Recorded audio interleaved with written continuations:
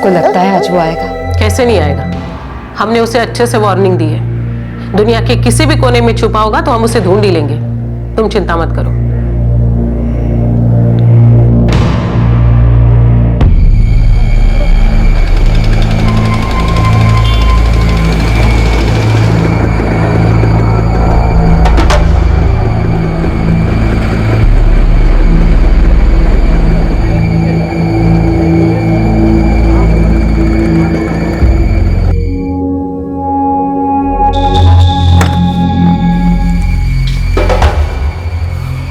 प्रणाली मैडम जी। नमस्ते, मैं गगनदेव। बैठो। 4 बार बुलावा भेजा था तुम्हें, एक भी नहीं मिला क्या? मिले मैडम, पर अब मुंबई आना थोड़ा मुश्किल होता है। उधर गांव में बहुत जिम्मेदारियां हैं। और यहाँ मुंबई में कोई जिम्मेदारियां नहीं है तुम्हारी? ये तुम्हारी पत्नी, ये बच्ची, इनसे मन भर गया है क्या तुम्हारा? इनके प्रति कोई जिम्मेदारी नहीं है तुम्हारी? मैडम ये आप क्या कह रही हैं? तुम्हारी पत्नी इस बच्ची की परवरिश के लिए कितनी तकलीफ उठा रही है, इसका जरा भी अंदाजा है तुम्हें? मैडम ये झूठ बोल रही है, उल्टा सीधा इल्जाम लगा रही है मुझ पर, और आप उसके झांसे मारे हैं। मैडम ना ही तो मेरी बीवी है और ना ही बच्ची मेरी है। ये मुझे ब्लैकमेल करने की कोशिश कर रही है और इसको लगता है कि कानूनी मामले फंसाकर मुझे मानने में मजबूर कर सकती है कि मेरी पत्नी है। लेकिन नहीं मैडम, मैं बिल्कुल भी नहीं मानने वाला।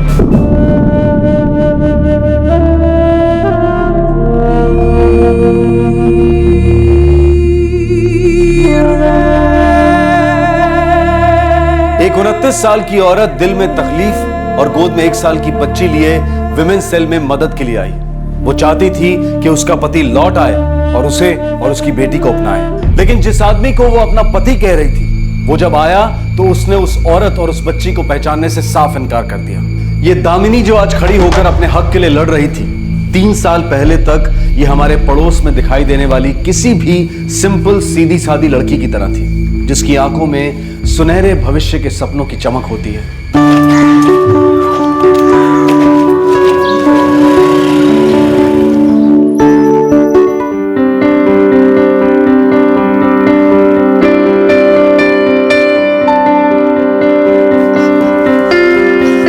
अच्छा पापा, मैं चलती हूँ, बहुत देर हो गई है।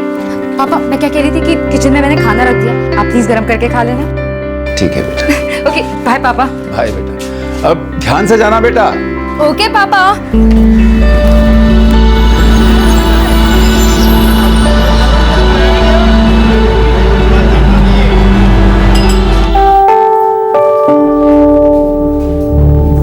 जी अब देखिए सर, आप प्लीज 25 तारीख से पहले पैसे भर दीजिए, वरना आपको पेनल्टी लगेगी। Thank you sir. दामिनी, ये लिस्ट लो, इसमें विवेक बहल का नंबर है। इसका बैलेंस 6000 से ऊपर चला गया और 4 महीने से इसने बिल नहीं भरा है। सर मैं इन्हें 3 दिन से लगातार फोन कर रही हूँ, पर हमेशा इनका फोन ऑफ आता है। ये लो, ये इसका फॉर्म है, इसमें इसका ऑल्टरनेट नंबर है। इसको ट्राई करो और इस रिकवरी को प्रायोरिटी पे डालो, ठीक है? Right sir.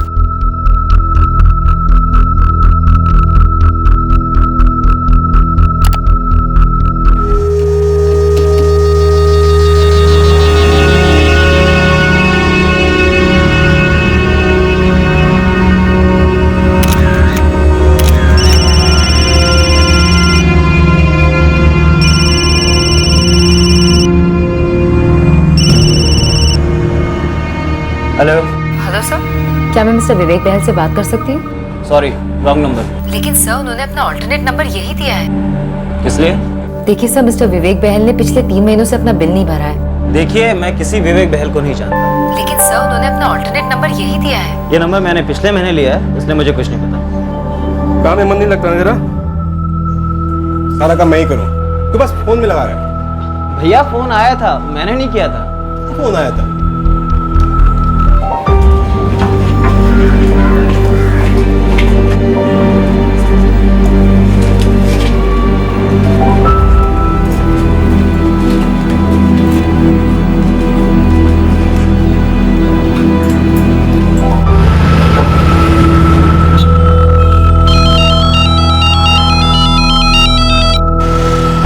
Good evening sir. Damini, वो कस्टमर विवेक बहल को फॉलो अप किया?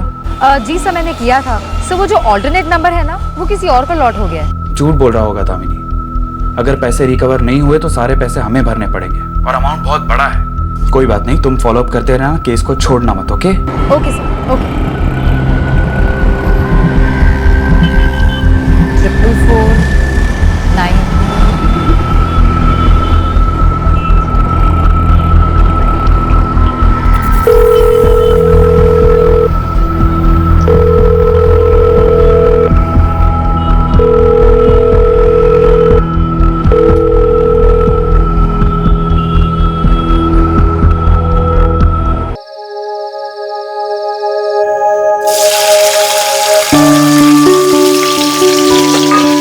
ये ले बेटा।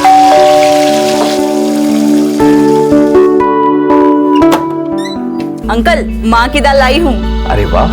अंदर किचन में रख देती हूँ। अरे रुक रुक रुक रुक, दाल मत चढ़ा, मैं तेरे और अंकल के लिए बना कर लाई हूँ माँ की दाल। सुषमा दी, आज तो मजा आ गया। Thank you. मैं वहां रख देती हूँ। हाँ दी, आई लव यू।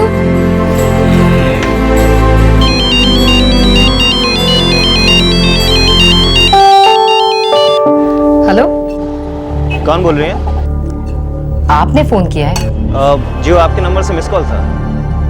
आप कौन बोल रहे हैं? जी मैं गगन। जी मैंने तो नहीं किया।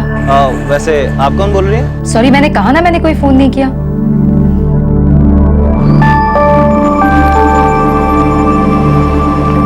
किसका फोन था बेटा?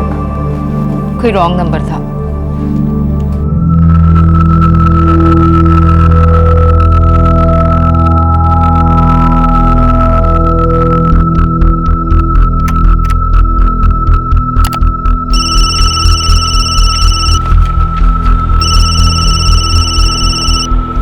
हेलो। हेलो सर, क्या मैं मिस्टर विवेक? अरे मैडम, मैंने आपसे कल भी बोला था कि ये किसी विवेक बहल का नंबर नहीं है और ना ही मैं उसको जानता हूँ। सर लेकिन उन्होंने अपना ऑल्टरनेट नंबर यही दिया है। एक मिनट। एक बात बताइए, कल आपने मुझे किसी दूसरे नंबर से कॉल किया था? सर मैं समझी नहीं आप क्या कह रहे हैं। कल आपका मिस कॉल आया था, मैंने पलट के फ़ोन किया तो आपने कहा कि आपने फ़ोन ही नहीं किया। मैं गगन, याद आया आपको? मिस्टर गगन, क्या मुझे आपका एड्रेस मिल सकता है? आप किस लिए मिलना चाहते हैं? देखिए मिस्टर गगन, हमारा मिस्टर विवेक बहल पे काफ़ी अमाउंट आउटस्टैंडिंग है और उन्होंने अपना ऑल्टरनेट नंबर यही दिया है। अब क्रॉस चेक तो करना ही होगा ना। आप आएंगे क्रॉस चेक करने? सर आप अपना एड्रेस देंगे? लिख लीजिए। मैं कम इन सर? कम इन। सर वो जो मिस्टर विवेक बहल का ऑल्टरनेट नंबर था वो अब किसी गगन देव को अलॉट हो गया। वो फोटो स्टूडियो चलाता है। सर वो बता रहा था कि वो किसी विवेक बहल को नहीं जानता और उसने ये नंबर 1 महीने पहले ही लिया है। ओके, विवेक बहल के एड्रेस पे किसी ने विजिट किया? सर मैंने राकेश से कहा था, वो बता रहा था कि विवेक बहल वहाँ पे किराएदार था जो अभी छोड़कर जा चुका है। ठीक है, किसी को गगन के पास भेजो, स्टूडियो पे। Right sir. Yes sir. Rakesh को बोलो मैं बुला रहा हूँ। सर राकेश जी तो 2 दिन से छुट्टी पर है। अरे यार, ये रिकवरी ने मुझे परेशान कर दिया है। दामिनी तुम खुद जाओ और देखो चक्कर क्या है। मुझे इस रिकवरी को एंड करना ही करना है। Okay sir.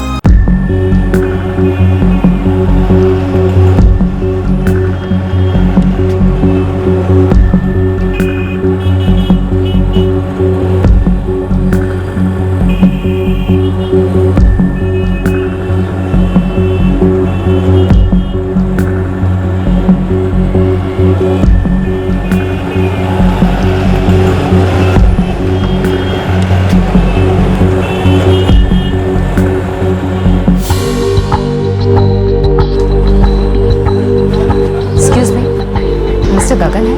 आप कौन? दामिनी। अच्छा अच्छा अच्छा अच्छा, आप ही रिकवरी सेंटर से आई हैं? आप मिस्टर गगन हैं? जी। देखिए सर, मिस्टर विवेक बहल ने अपना ऑल्टरनेट नंबर यही दिया है, ये देखिए। माना, लेकिन जैसे मैंने आपको पहले ही बताया था कि ये नंबर मैंने पिछले महीने लिया हुआ है। बाकी आपके विवेक बहल को मैं नहीं जानता। देखिए सर, मैं तो समझ गई, लेकिन रिकवरी डिपार्टमेंट नहीं समझेगा। वो पेपर्स मांगते हैं, तो क्या आप प्लीज अपने पेपर्स की कॉपी दे देंगे? पेपर्स तो घर पे पड़े हैं, आप कल आ जाइए, कल मिल जाएंगे आपको पेपर। जी थैंक यू सर, मैं कल किसी को भेज दूंगी ऑफिस से कलेक्ट करवाने के लिए। ठीक है। अब सुनिए, पानी। जी पानी चलेगा। एक मिनट।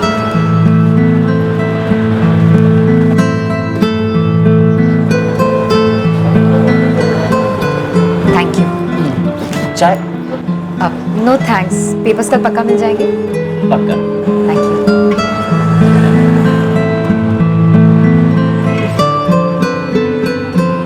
यूं ही एक वर्क रिलेटेड फोन कॉल के दौरान हुई बात, फिर पहली मुलाकात। गगन को दामिनी पसंद आई और अब उसके पास दामिनी का पर्सनल नंबर भी था। यूं ही फिर फोन कॉल्स बढ़े, बातें बढ़ी और इससे पहले कि दामिनी कुछ समझ पाती, वो दोनों एक दूसरे के प्यार में डूबने लगे। तुम उत्तर प्रदेश से हो? हाँ, कमाल है, मैं भी तो यूपी से हूँ। वैसे तुम लोग यहाँ मुंबई कब आए? हम लोग मुंबई 93 में आए थे, जब दंगों में हमारी दुकान जला दी गई थी। बस उसी वक्त मुंबई आना हुआ। तब तो मैं बहुत छोटी थी। अच्छा, तो तुम्हारे घर में कौन कौन है? फिलहाल तो बस मैं और पापा है। पापा रिटायर हो गए हैं और माँ को गुजरे हुए 11 साल। एक बड़े भैया हैं, वो भी 4 साल पहले शादी करके गांव शिफ्ट हो गए। वहाँ हमारी पुश्तैनी ज़मीन है, बस वहीं पे खेती बाड़ी करते हैं। वैसे तुम्हारे घर में कौन कौन है? मैं हूँ, माँ, बाबूजी, बड़ा भाई जयराज और भाभी। हमारे 2 फोटो स्टूडियो हैं, एक बाबूजी संभालते हैं तो दूसरा मैं और बड़ा भाई।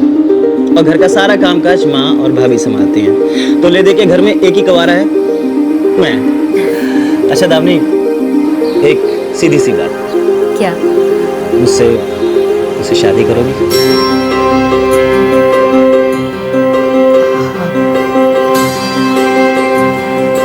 क्या तुमने इस बारे में अपनी मम्मी पापा से बात की है?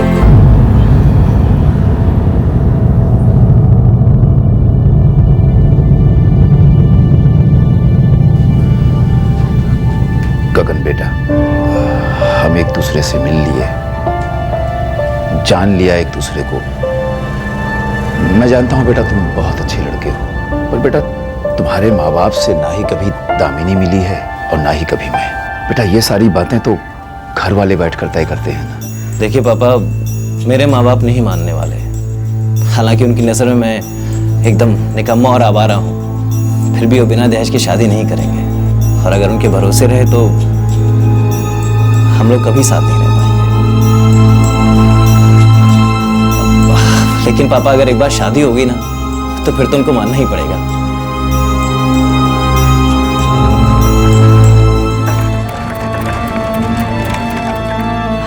पापा, भैया,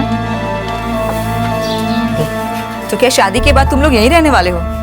हाँ, मैं वैसे भी पापा को अकेले नहीं छोड़ना चाहती थी। लेकिन उसके घर वाले मान जाएंगे? मैं गगन के भैया भाभी से मिली हूँ, उन्हें सब पता है।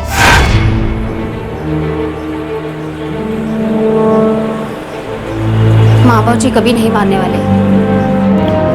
कुछ भी कर लो, मेरी भी नहीं सुनेंगे। भैया फिर क्या करेंगे?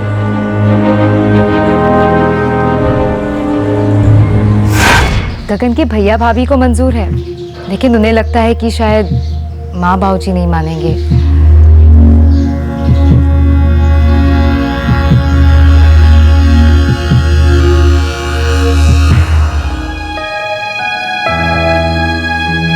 चलो हम लोग मंदिर में जाके शादी करते हैं। क्या हुआ अगर मेरे माँ बाबूजी का आशीर्वाद नहीं, तुम्हारे पापा का आशीर्वाद तो साथ में है। और वैसे भी आज नहीं तो कल मेरे माँ बाबूजी भी मान जाएंगे।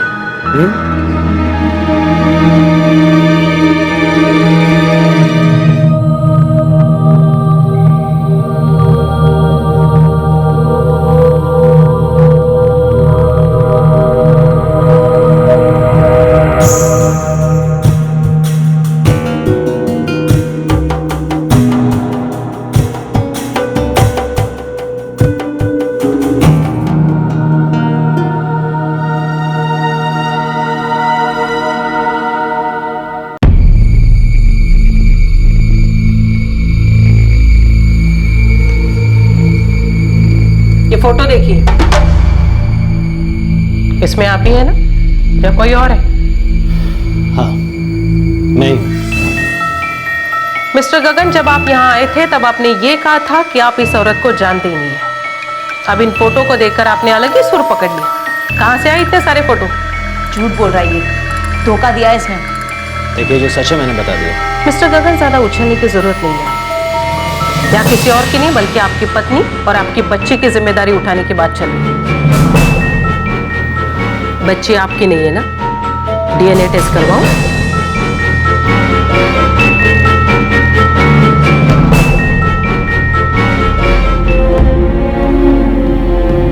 तुमने मुझसे कहा नौकरी छोड़ दो, मैंने छोड़ दिया। दिन दिन भर घर में पड़ी रहती हूँ और तुम हो कि 3-3, 4-4 दिन घर नहीं आते, हमेशा मुझसे दूर रहते हो। प्लीज मुझे अपने घर ले चलो ना। देखो दामिनी, तुम्हें तो मालूम है कि माँ बाबूजी को मनाना भी बाकी है, और वैसे भी मेरे घर की औरतें नौकरी नहीं करती, इसीलिए तो मैं तुमसे वो सब करवाना चाह रहा हूँ कि कैसे भी करके माँ बाबूजी को तुम पसंद आ जाओ। यार ऐसे मुंह मत लटकाओ, अच्छी नहीं लगती हो। हंसो हंसो।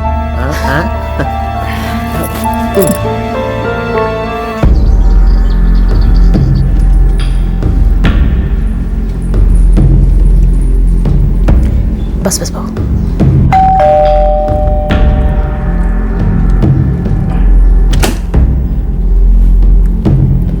आओ साहबजादे, मिल गई फुर्सत?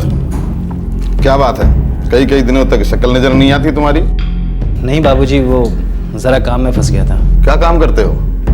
हैं? जयराज तो बोलता है कि सारे दिन स्टूडियो में झक मारते हो। काम करते हो बाबूजी। गगन, किधर जा रहे हो? चलो बैठो, नाश्ता कर लो। नहीं माँ, भूख नहीं है, बाद में खा लूंगा। इसकी शादी कर दो, तभी ये खूंटे से बंधेगा, वरना सारे जीवन ऐसे भटकता फिरेगा ये। हम कही देते हैं। ठीक कह रहे हैं आप। यूपी से लौटते ही इसके हाथ पीले कर देते हैं। बाबूजी, कल दोपहर 3 बजे की ट्रेन है, 1 बजे घर से निकल जाएंगे। ठीक है जयराज जी। तो दोनों स्टूडियो संभाल तो लेगा ना? अरे बाबूजी, आप निश्चिंत रहिए।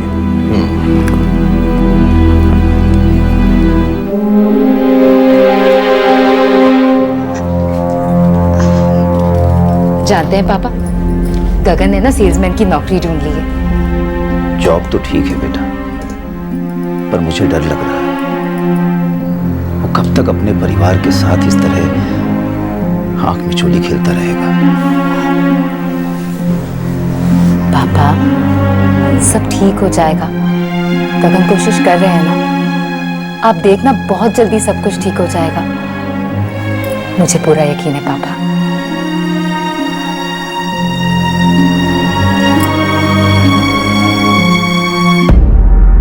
खुश रहो बहू। सुनो गगन। जी बाबूजी। जयराज का काम में हाथ बटाना और दिन भर जो है ना आवारागर्दी मत करना। जी।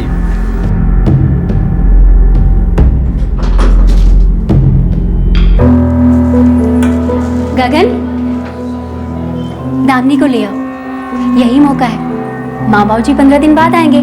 पर भाभी, माँ बाबूजी आ जाएंगे फिर क्या करेंगे? फिर उन्हें सच्चाई बता देंगे कि आपने शादी कर ली है। एक बार गुस्सा करेंगे फिर तो मान ही जाएंगे ना।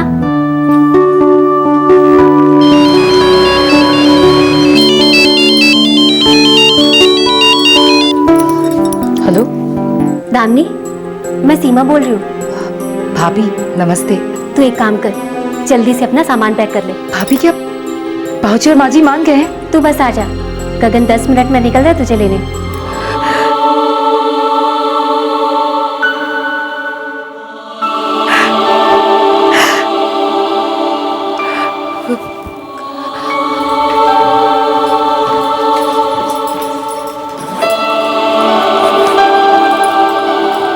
दामिनी, बेटा ना ही तेरी शादी ठीक से हुई, ना ही मैं तुझे ठीक से विदा कर पा रहा हूं। कोई बात नहीं पापा, आप चिंता मत कीजिए। देखना, अब सब ठीक होने वाला है।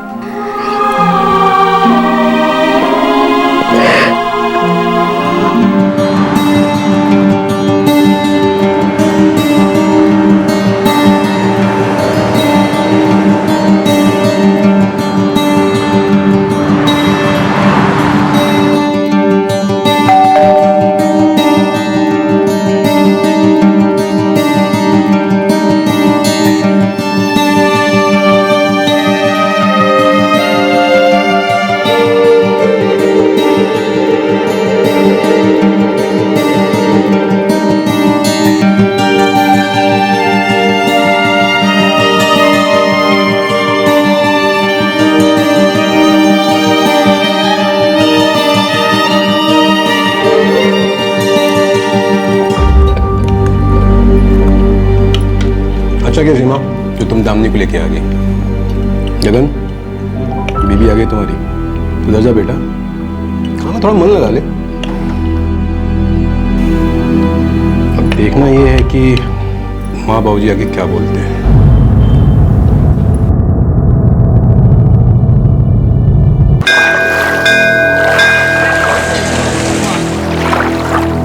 महेश, जी भाई साहब। गगन के लिए एक लड़की है जी।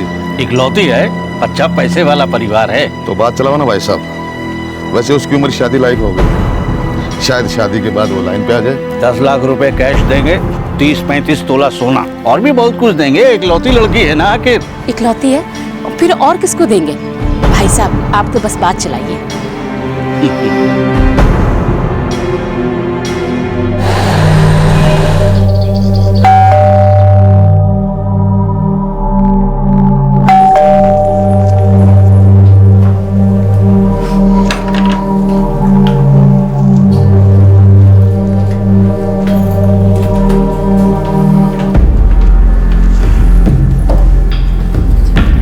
खुश रहो बाबू।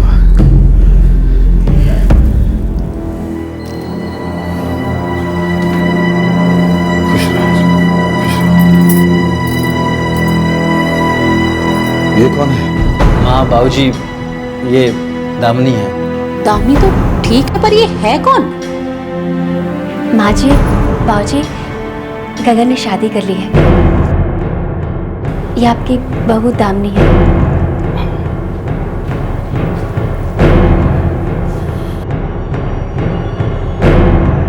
न तुमने हमसे पूछा न हमें बताया, तेरी हिम्मत कैसी होगी शादी करने की? कौन है ये लड़की? कुछ पता है इसके खानदान का? और कब किया तुमने झूठी शादी का नाटक? अक्टूबर में की शादी। यानी 1 महीने से नोटंकी चल रही थी। तुम लोग हमारी पीठ पीछे ये कुकर्म कर रहे थे। अच्छा, तो इन्हें घर में घुसाने के लिए हमारे जाने का इंतजार हो रहा था? नहीं माँ जी, ऐसी कोई बात नहीं है। बस ये लोग थोड़े से डरे हुए थे कि आप लोग दामिनी को स्वीकार नहीं करोगे। वो तो हम अब भी स्वीकार नहीं कर रहे। ये लड़की इस घर की बहू कभी नहीं बन सकती। लेकिन क्यों माँ? चुप कर। मैं तो समझता था तो निकम्मा है, लेकिन बेवकूफ भी है। अरे ऐसी किसी को उठा के लिया है, शादी कर ली, पत्नी बना ली। ए लड़की, अपना सामान बांध और निकल यहाँ से, नहीं तो मैं उठा के फेंक दूंगी। माँ चुप कर। तू इतना बड़ा नहीं हो गया कि अपने भले बुरे के बारे में सोच सके। माँ जी वो सीमा, अगर तुम्हें इस लड़की की वकालत करनी है ना, तो तुम भी अपना सामान बांधो, निकलो यहाँ से।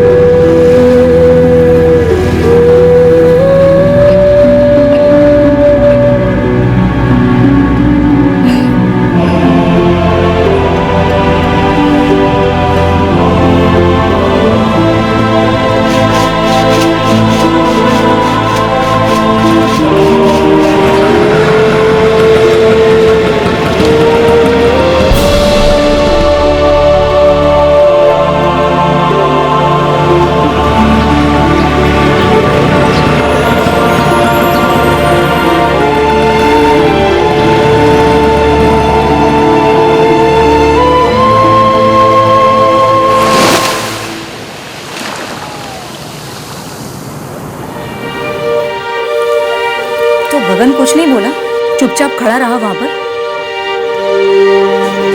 उन्होंने कहा है कि वो सब संभाल कर जल्दी आ जाएंगे मेरे पास। क्या बकवास है?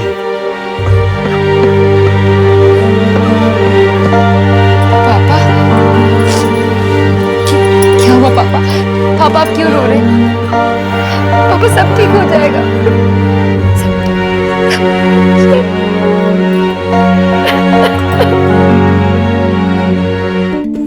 अरे का गधापना कर दिया गगन ने।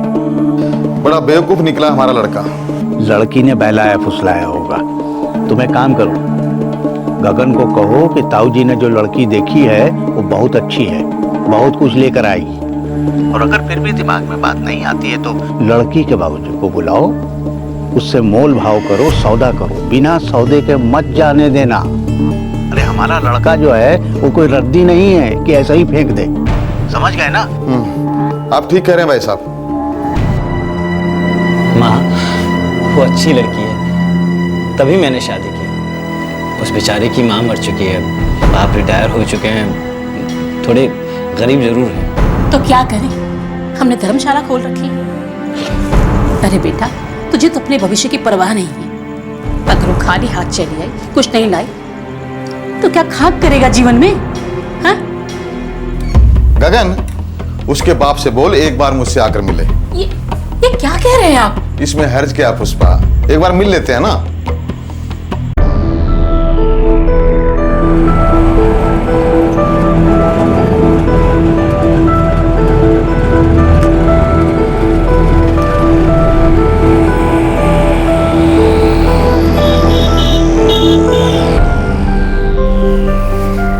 देखिए, हमारे यहाँ ज्यादा का रिवाज है, पर आपकी हैसियत को ध्यान में रखते हुए इतना ही कह सकते हैं कि 10 लाख रुपए नगद और 10 तोला सोना।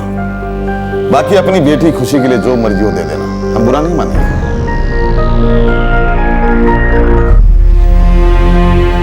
मैं पेंशन पर जी रहा हूँ, एक गवर्नमेंट फैक्ट्री में काम करता था। मेरी तो इतनी हैसियत भी नहीं है समधी जी। अभी बात पक्की नहीं हुई और आप रिश्ते गांठने लग गए। पहले सारी व्यवस्था कर लो, फिर अपनी बेटी को भेज देना और मुझे समधी बोल देना। अभी आप माफ कीजिएगा। माँ जी, भाऊजी, हम दोनों ने एक दूसरे को दिल से माना है, प्यार किया है, शादी की है। जब बड़े लोग बात कर रहे हो तो बीच में चपड़ चपड़ नहीं करते। ये शादी हमने नहीं करवाई, तुमने खुद की है। और वैसे भी इस शादी का कोई मतलब नहीं। हमारे यहाँ शादी बड़े धूमधाम से की जाती है, पूरे खानदान रिश्तेदारों को बुलाया जाता है। एक शानदार रिसेप्शन दो और जितना कहा गया है कम से कम उतना लेकर आओ, फिर कर लेना अपनी मुंह दिखाई।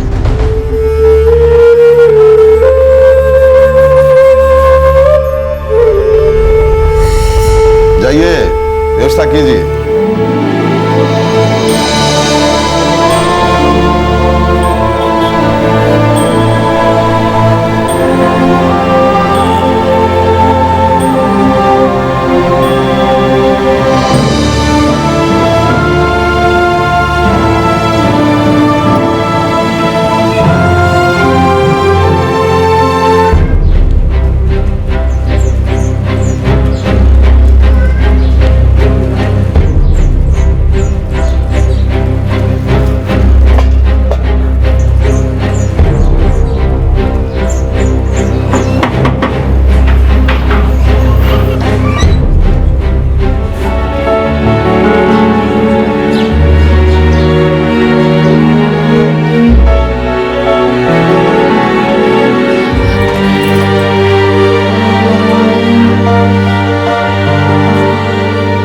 पापा, मैं घर छोड़ आया हूँ। अब मैं यहीं आप लोगों के साथ रहूँगा। बेटा, ये इतना आसान नहीं है, खास करके एक लड़की के लिए तो बिल्कुल ही नहीं। इसे ससुराल वाले जब तक अपना नहीं लेते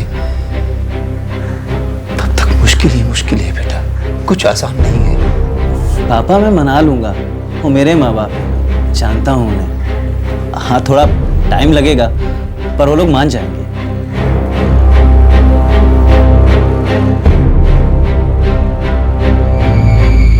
इस लड़की को धोखे पे धोखा देते रहे हो तुम।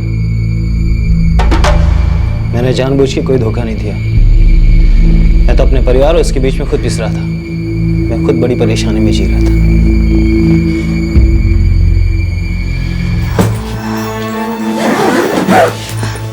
वापस कब आओगे?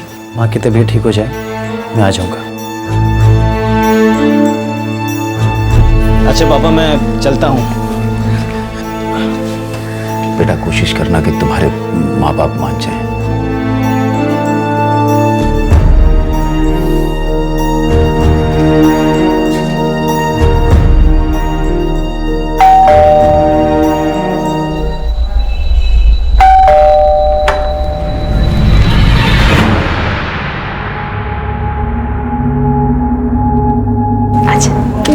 गगन, अगर तू अब उधर वापस गया ना तो मेरा मरा मुंह देखेगा।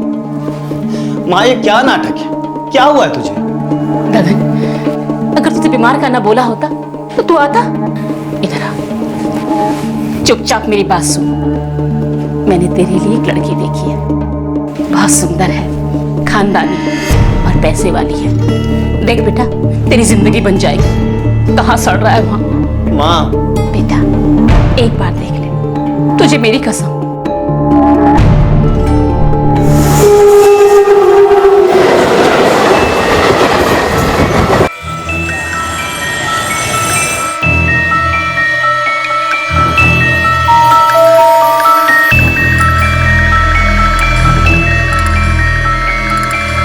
हम कह रहे हैं हमें तो वैशाली पसंद है।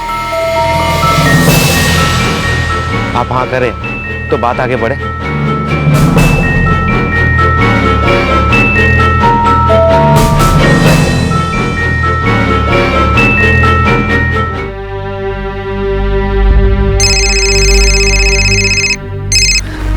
कैसी हो दामिनी? अकेली हूँ। गगन 2 महीने हो गए, कब वापस आओगे? यहाँ गांव में घर की मरम्मत का काम चल रहा है, थोड़ा वक्त लगेगा। कहीं तुम गांव शिफ्ट होने का तो नहीं सोच रहे? अरे माँ बाबूजी का तो ये विचार है। तुम वापस तो आओगे ना? हाँ दामिनी, आ रहा हूँ, बस एक आध हफ्ता और।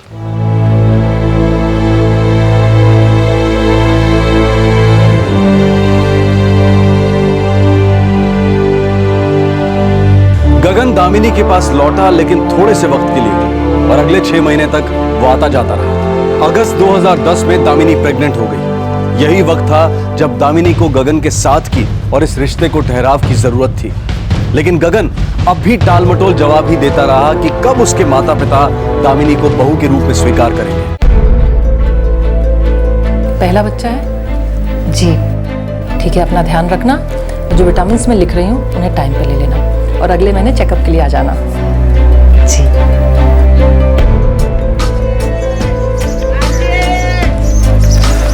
दामिनी, मुझे कुछ दिन के लिए फिर से जाना होगा। गगन प्लीज मत जाओ, तुम जानते हो मुझे तुम्हारी जरूरत है। दामिनी, कुछ दिन की बात है, मैं जल्दी वापस आ जाऊंगा, पक्का। चलो।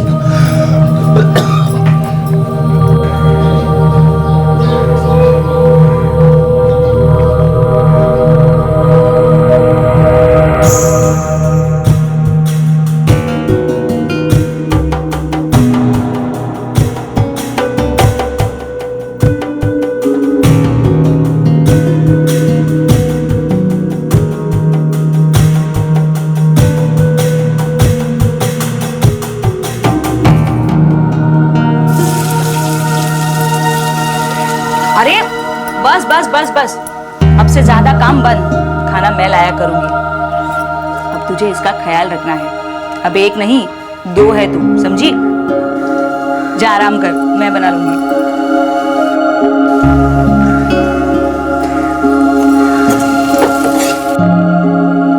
आज मैंने उसे पहली बार महसूस किया है।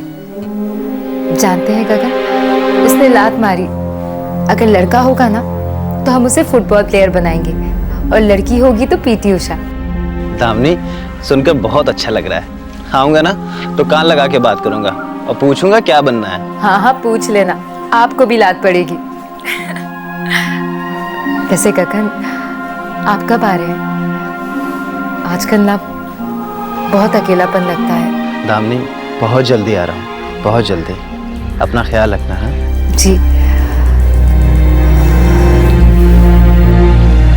गगन, तू अब भी बात करता है उससे? अरे कितनी बार बोला गगन तुझे, तो तेरी जिंदगी बनने जा रही है, तो समझता क्यों नहीं? आ जाओ पूछो आराम से। 8वां महीना लग गया तुझे, अगले महीने बच्चा इस दुनिया में आ जाएगा। लेकिन पिछले 6 महीनों से हमने इसके बाप की शक्ल तक नहीं देखी है। कहाँ वो बता रहा था कि दादाजी ने बिस्तर पकड़ लिया है, कभी भी जान जा सकती है, इसीलिए रुका हुआ है। और इधर तू और तेरा बच्चा, इन दोनों जानों की कोई परवाह नहीं उसे?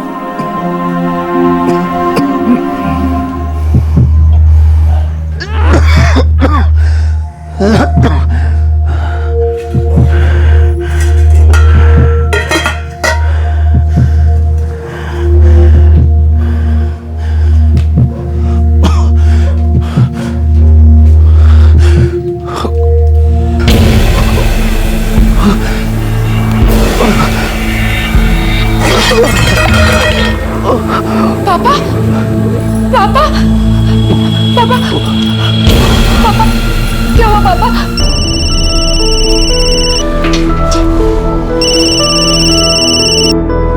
हाँ दामिनी बोलो। पापा पापा मैं छोड़ के चले गए। क्या? आज सुबह उन्हें हार्ट अटैक आ गया।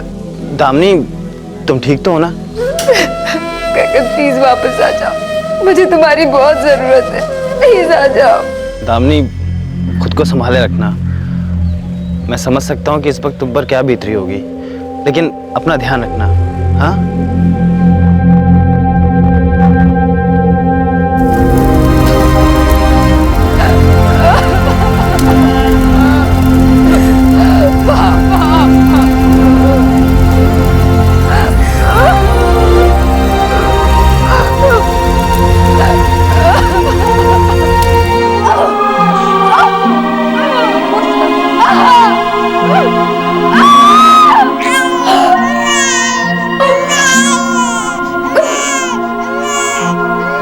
मुबारक हो दामिनी, एक सुंदर सी बेटी हुई है।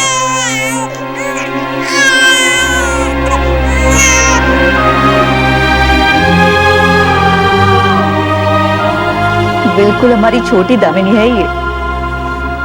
गगन कहाँ है? आ भी रहा है कि नहीं वो? उन्होंने कहा है कि वो परसों आ जाएंगे। एक बार इसे देखेगा ना तो कभी इसे छोड़कर नहीं जाएगा। हमारी प्यारी सी गुड़िया है ये, है ना? तू देखना, इसे मैं हमेशा अपने साथ ही रखूंगी, है ना? है ना?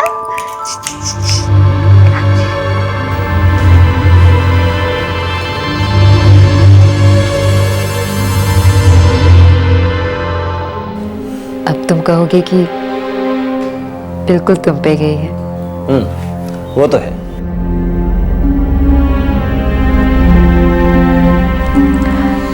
प्लीज अब मुझे अकेला मत छोड़ना। देखो दामिनी, एक बार तो जाना होगा। क्या है कि दादाजी की तबीयत बहुत खराब है, अंतिम सांसें लेने में चले। और हाँ, फिर माँ बाबू जी को पोती की खुशखबरी भी तो सुनानी है। थोड़ा सा वक्त लगेगा, तो देखना वो लोग मान जाएंगे। और तुम चिंता मत करो, मैं अच्छे के लिए जा रहा हूँ।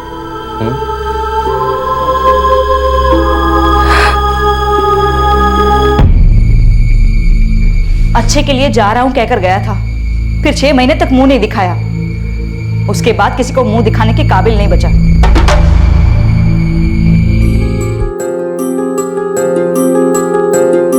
देख दामिनी, तू अपना ये थैंक यू बंद करा। महक हमारी भी बेटी है ना? है ना? और कब आ रहा है वो गगन? उसको बोल कि तुरंत आए, अब पानी सर के ऊपर जा रहा है। इस बार मैं और शाम बात करेंगे उससे।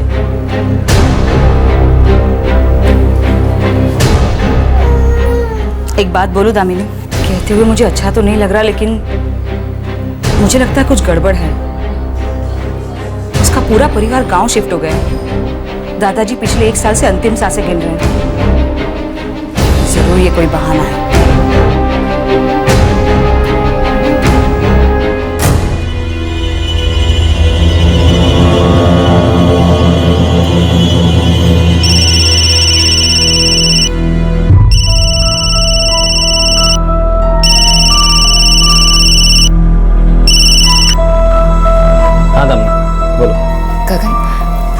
कैसे हो? दादाजी कैसे हैं? दामिनी क्या है? क्या चाहिए? गगन, मैं तुम्हारा इंतजार कर रही हूँ। तुम कब वापस आओगे? कब मेरा पति मेरे साथ रहेगा? कब मेरी बच्ची का पिता उसे अपनी गोद में उठाकर खिलाएगा? कब हम लोग साथ में रहेंगे? कब तुम्हारा परिवार हमें अपनाएगा? तो मुझे ऐसा लगने लगा है कि कहीं तो खुद ही तो मैं अपनाना नहीं चाहते। हेलो गगन, तुम सुन रहे हो ना? देखो दामिनी, मुझे लगता है कि हमारे बीच में कुछ भी नहीं बचा है। कुछ नहीं बचा? गगन, तुम ये क्या कह रहे हो? क्या मतलब है तुम्हारा? देखो दामिनी, मैं चाहता हूँ कि तुम अपनी जिंदगी नए सिरे से शुरू करो, और वैसे भी ये डबल जिंदगी मैं और नहीं जीना चाहता। डबल जिंदगी? क्या मतलब? सीधी सी बात है दामिनी, मेरा परिवार तुम्हें कभी नहीं अपनाएगा, इसलिए कहता हूँ कि कोई मिले तो सेटल हो जाओ। कैसी बातें कर रहे हो तुम? तुम मेरे पति हो, मेरी बच्ची के पिता हो। गगन,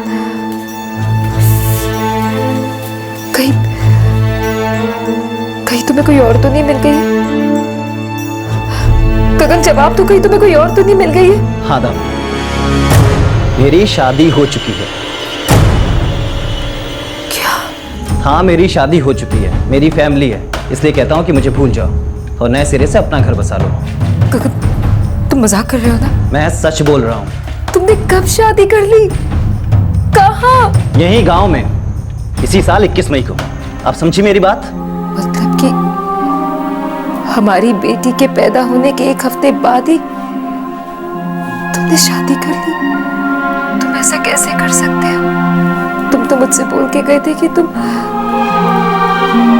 बाबा जी को बेटी की खुशखबरी देने जा रहे। देखो दामिनी, जो होना था सो हो गया, अब उस पर रोके कुछ नहीं मिलने वाला, इसलिए कहता हूँ कि अब तुम भी अपनी एक नई जिंदगी शुरू करो। जी खाना लग गया है, माँ जी बुला रही है। आता हूँ। दामिनी की लड़ाई आसान नहीं थी। गगन अब शादीशुदा आदमी था जिसने 2 शादियां की थी। दामिनी को एक पत्नी का और एक मां का हक चाहिए था, और उसे अपनी बेटी को उसके बाप से सारे हक दिलवाने थे, उस बाप से जो हक देने के लिए तैयार नहीं था। एक साधारण औरत की अपने हक की लड़ाई, दामिनी की लड़ाई एक विशाल रूप लेने जा रही थी।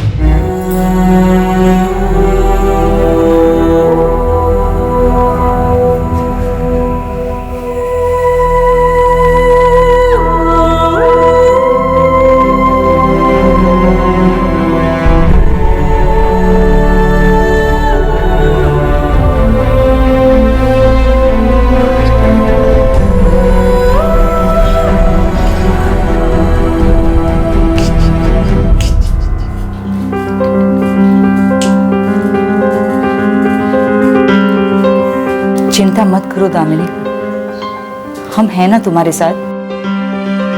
महक को देख, अभी 5 महीने की है, लेकिन अगर तू कमजोर हो जाएगी तो इसका असर सीधा उस पर पड़ेगा। महक को एक मजबूत माँ की जरूरत है।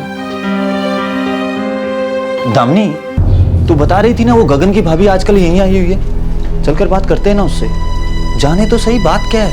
हो सकता है गगन अपने माँ बाप के दबाव के चलते झूठ बोल रहा हो।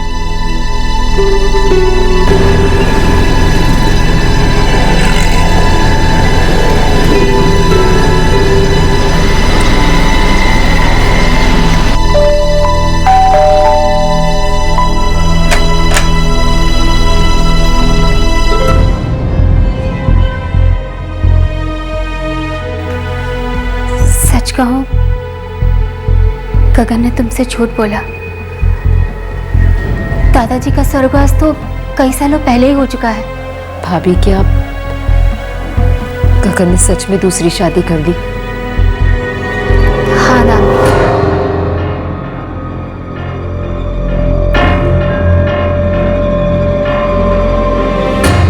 क्या ये सब कुछ आपकी आंखों के सामने हुआ? और आपने उसे रोकने की कोशिश नहीं की? मैं क्या करती दामी? माँ जी, बाबूजी, ताऊजी की बात के खिलाफ जाने की घर में किसी की हिम्मत नहीं होती। अगर कोई कुछ कर सकता था तो वो खुद गगन। लेकिन मुझे लगा वो भी बदल गया, दहेज के लालच में आ गया। वो कुछ नहीं बोला।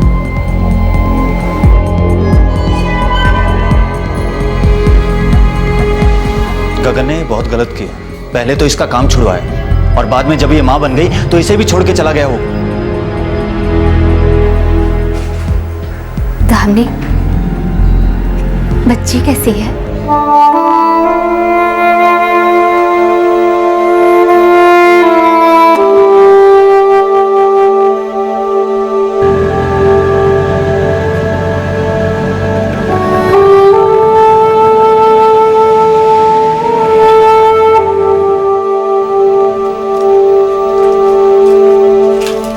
दामिनी, खाना तैयार है।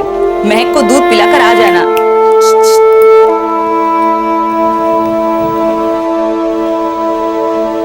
दामिनी, मैं समझ सकती हूँ ये बहुत मुश्किल है, लेकिन कब तक ऐसे अंदर अंदर घुटती रहेगी? कुछ बोलेगी, बात करेगी, तभी तो मन हल्का होगा ना। और हम सब हैं तेरे साथ हमेशा।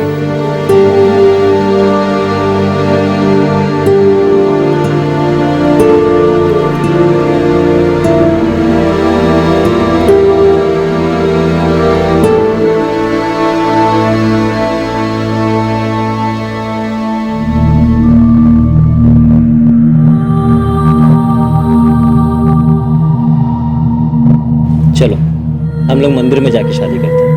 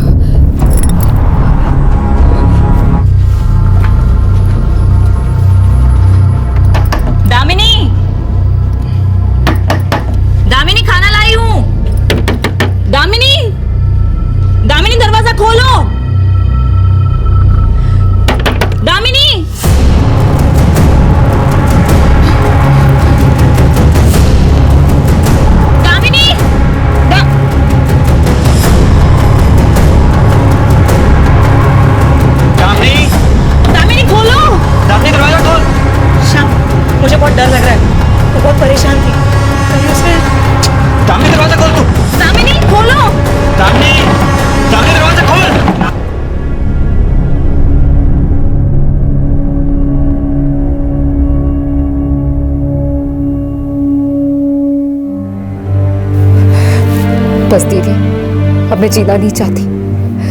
मैं महक को भी अपने साथ ले जाऊंगी। मैं उसे इस तकलीफ में नहीं छोड़ूंगी। किसी आदमी ने तुमको धोखा दिया, बच्ची के साथ अकेला छोड़कर चला गया, और तुमने सोचा कि बस अब जीने को कुछ नहीं बचा, चलो खत्म कर लेते हैं। दिमाग खराब हो गया क्या तेरा? अरे इसमें तेरी गलती नहीं है, महक की क्या गलती है? अगर गलती किसी की है ना तो उस गगन की है। आइंदा ऐसा सोचना भी मत। और दामिनी, पैदा होना या मरना हमारे हाथ में नहीं है। हमारे हाथ में अगर कुछ है तो वो है अच्छी जिंदगी जीना। याद है तुम्हारे पापा हमेशा बताया करते थे कि तुम छोटी थी तब दंगों के बीच फंस गई थी, तब तुम खुद अपना रास्ता ढूंढते ढूंढते अपने माँ बाप के घर लौट आई थी। इतनी छोटी सी उम्र में जब तुमने इतनी समझदारी और हिम्मत से काम लिया था, तो अब मुझे पता है मेरी दामिनी अब भी अपना रास्ता खोज लेगी। तुझे अपने और महक के हक के लिए उस आदमी से लड़ना है।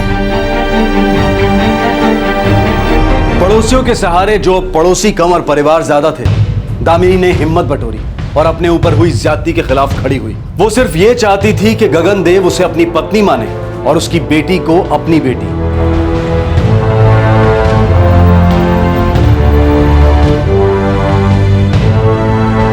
हम लोग शादी में मौजूद थे। मैम ये देखिए, मैरिज रजिस्ट्रार का इंटीमेशन लेटर और ये हमारे फोटोग्राफ्स। हमने अपनी शादी रजिस्टर कराने के लिए अप्लाई भी किया था, लेकिन कर नहीं पाए क्योंकि गगन के माँ बाप जी नहीं माने, और फिर कोई ना कोई अड़चन आती रही। ठीक है, मैं इस गगन से बात करूंगी। वो इस वक्त यूपी में है ना, अपने गांव में? जी मैडम।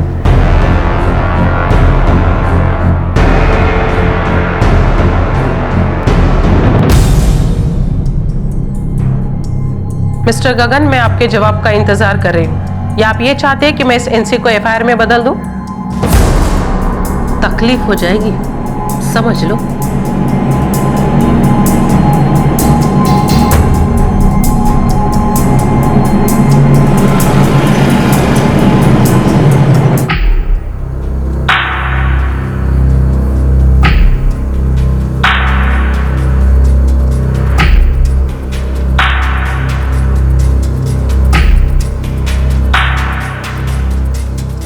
कर लिया तुमने जो करना था, मिल गई तसल्ली, भर गया पेट। अरे तुम्हारे पास सिर्फ यही एक तरीका था अपनी मांग पूरी करने के लिए। मैं कहीं का नहीं रहा, फंसा दिया तुमने मुझे। मैंने ऐसा क्या कर दिया गगन? हम दोनों एक दूसरे से प्यार करते थे ना। तुम अपनी पूरी जिंदगी मेरे साथ बिताना चाहते थे, तुम मुझसे शादी करना चाहते थे ना। हाँ, तो मेरे चाहने या ना चाहने का अब क्या? हालात मुझे कठपुतली की तरह नचा रहे हैं। इधर जाओ तो कुआं, उधर जाओ तो खाई। देख, मुझे जाने दे, सब कुछ खत्म करने दे। अगर मैं यहाँ रुक गया तो वैशाली का बाप मेरे खिलाफ एफआईआर लिखा देगा, इसलिए कहता हूँ जाने दे मुझे। तुम गए तो वापस नहीं आओगे। तुम्हारे कब आए थे जो अब आओगे? तुम्हें क्या लगता है कि तुम्हारे ऐसे रोकने से मैं तुम्हारा हो जाऊंगा? गगन, मैं तुमसे प्यार करती हूँ। मेरा नहीं तो अपनी बच्ची का तो सोचो। इसके लिए मुझे वहां की जिंदगी संभालनी होगी दाम। देख, मैं भी जिंदगी अच्छे से जीना चाहता हूँ। मैं चाहूंगा अपने घर वालों को और वैशाली को अपने फैसले के बारे में साफ साफ बता दूंगा और सब कुछ शांति से खत्म करके। देखो दाम, पुराना जब तक खत्म नहीं होगा, नए की शुरुआत कैसे होगी? और वैसे भी तुम ये बात पुलिस तक पहुंचा चुकी हो, मैं कहां भाग के जा सकता हूं? इसीलिए डरो मत, जो बाकी बचा है उसे मुझे खत्म करके आने दो।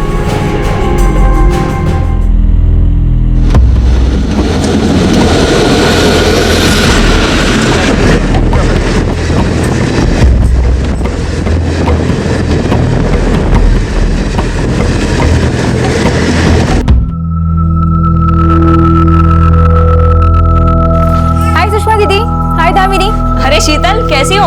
मस्त। अरे मैं अभी तक सोया नहीं बच्चा।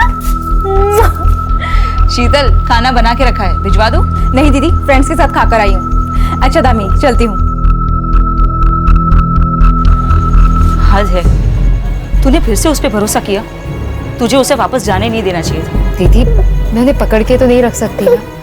उन्होंने मुझसे प्रॉमिस किया है कि वो जल्दी वापस आएंगे। हाँ, ये सही है, वो प्रॉमिस पक्का रखेगा। उसे तो प्रॉमिस रखने के कई अवार्ड जो मिल चुके हैं ना।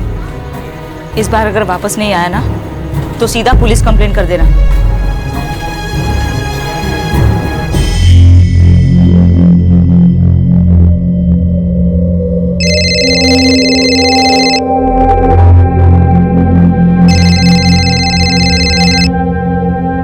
हेलो दामिनी जी। हमने आपको एक सलाह देने के लिए फोन किया है। बहुत छोटी सी सलाह है। गगन के पास आने की कोशिश मत कीजिए, और हाँ, पुलिस से दूर ही रहिए।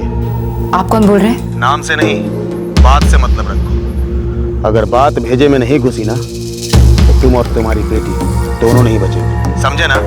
कौन बोल रहे हैं? बात समझ में नहीं आ रही है क्या? बार बार एक ही बात को बोले जा रही है दामिनी जी आप। हमने सोचा था कि जबान से काम चल जाए, चाकू निकालने की जरूरत नहीं पड़ेगी। आपके फायदे के लिए कह रहे हैं, गगन से दूर रहिए, नहीं तो हमें आपको और आपकी बेटी को रास्ते से हटाना पड़ेगा। हेलो हेलो,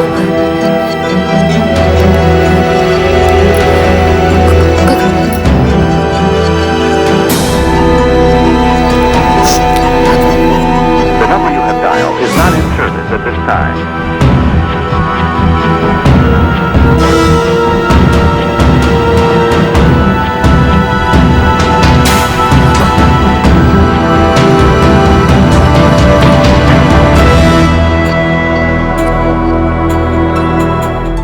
मैम, मैंने गगन के फ़ोन पे कई बार नंबर ट्राई किया, लेकिन फ़ोन ऑफ आ रहा है। मुझे लगता है उसने अपना नंबर कटवा दिया। मैडम, जिस नंबर से धमकी आई थी वो यूपी का नंबर है। दामिनी, मैं तुम्हारे एनसी को एफआईआर में कन्वर्ट करें, लेकिन इसके आगे की कार्रवाई लोकल पुलिस स्टेशन ही करेगा। जिसके एरिया में केस पड़ता है वही इसे आगे देखेगा। मैं अभी तुम्हारी फाइल वहां भिजवा देती हूँ, तुम्हें वहां जाना पड़ेगा। जी।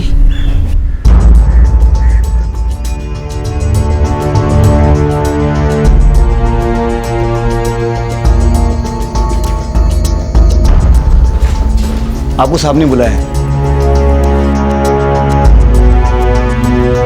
सर वो प्रणाली मैडम ने बोला कि मेरे केस की फाइल आपके थाने में भेजी है। वुमेन सेल से अब तक आपकी फाइल मेरे पास नहीं आई। साहब, इसके हस्बैंड ने वादा किया था कि वो वापस लौट के आएगा। लौटना तो दूर, ऊपर से वहां से धमकियां दे रहा है कि भूल जाओ, पुलिस के पास मत जाना वरना माँ और बेटी दोनों को मरवा दूंगा। अपने बच्चे को मारने की बात कर रहे हो। देखिए, मैं आपका केस देखता हूँ। आप लोग 3 दिन बाद आइए या फिर मैं आपको फोन कर दूंगा।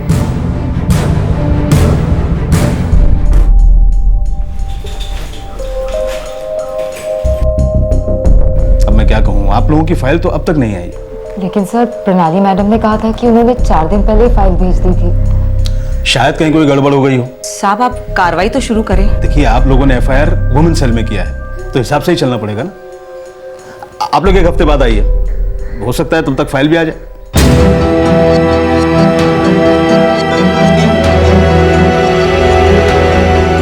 मुझे तो लगता है आप लोग को एक बार फिर से वुमेन सेल जाकर पता करना चाहिए कि फाइल वहां से निकली भी है या नहीं। और अगर उनके हिसाब से फाइल हाथों हाथ भेज दी गई थी तो इतना टाइम नहीं लगना चाहिए। पुलिस स्टेशन इतना दूर भी नहीं है। हाँ, शीतल सही कह रही है, हमें प्रणाली मैडम से फिर से जाकर मिलना चाहिए। अरे क्या बोल रही हो तुम लोग? मैंने तो उसी दिन एफआईआर बना के भेज दी थी। आरती, इनकी फाइल का क्या हुआ? मैडम, मैंने तो उसी दिन डिस्पैच कर दी थी। वहाँ थाने में रिसीव भी हो गई है। किसने रिसीव की थी? जी, कांस्टेबल गायकवाड़ ने। ठीक है, तुम जाओ। जी।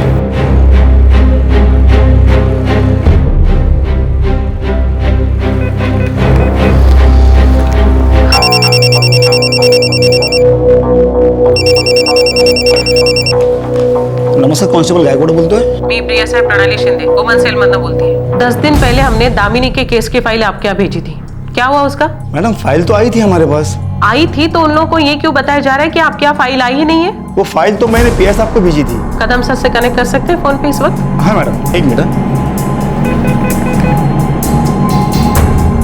नमस्कार सर, मी PSI प्रणाली शिंदे, वुमेन सेल मधून। प्रणाली, मुझे फाइल मिली है, मैंने पढ़ी भी है। सर, इस औरत के साथ बहुत बुरा हुआ है। इसके पति ने बहुत ही गंभीर गुनाह किया है। उसने इसे पहले तो छोड़ दिया, उसके बाद उसने दूसरी शादी कर ली सर, जो कि कानून के खिलाफ है। प्रणाली, इसमें एक प्रॉब्लम है। क्या प्रॉब्लम सर?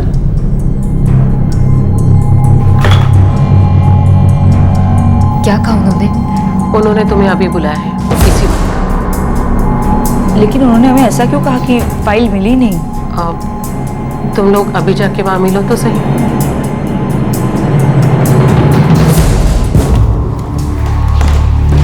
अब अंदर जाइए। फोटोग्राफ्स के आधार पर आप ये दावा कर रही हैं कि आपकी शादी हो चुकी है? जी सर। और शादी के सबूत के तौर पर मैरिज रजिस्ट्रार का ये इंटीमेशन लेटर? जी सर। इसके अलावा कानूनी ऐसी कोई चीज नहीं जिससे ये साबित हो सके कि आपकी शादी हुई है। साहब का क्या मतलब है, मैं समझी नहीं। देखिए, जब आपके पास कानूनन कोई सबूत ही नहीं है तो हम आगे की कार्रवाई कैसे कर सकते हैं? ये इंटीमेशन लेटर कोई मैरिज का रजिस्ट्रेशन सर्टिफिकेट नहीं है, इसलिए आपकी शादी नहीं मानी जाएगी। और जहां तक ये फोटोग्राफ्स का सवाल है, ये आपकी शादी के नहीं है। आप दोनों के साथ में जो भी फोटोग्राफ्स हैं, इससे ये साबित नहीं होता कि गगन आपका पति है। लेकिन सर, वहाँ विमेन सेल में प्रणाली मैडम के सामने उसने कबूल किया है कि दामिनी उसकी पत्नी है। जी सर, और प्रेगनेंसी के वक्त मैं जब भी क्लिनिक जाती थी वो हमेशा मेरे साथ होते थे। वहाँ के डॉक्टर्स भी उन्हें जानते हैं। ये कोई सबूत नहीं है। पर क्लिनिक में तो आपके साथ कोई भी जा सकता है, जरूरी नहीं है कि वो आपका पति हो। देखिए मैडम, मैं आपको झूठा दिलासा नहीं देना चाहता, इसलिए पिछली बार भी आप लोगों को नहीं बताया था। लेकिन हमने केस को फॉलो किया है, उस गगन को भी यहां बुलाया था। और देखिए, वो हमें ये देकर गया है। ये लेटर आप ही का लिखा हुआ है, नीचे आपकी सिग्नेचर है, मई 2011।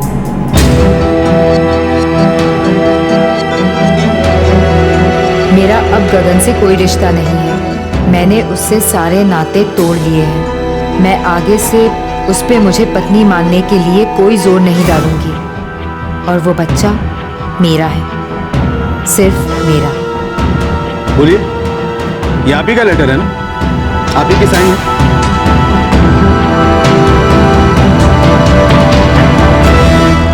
दामिनी, ये तूने लिखा है?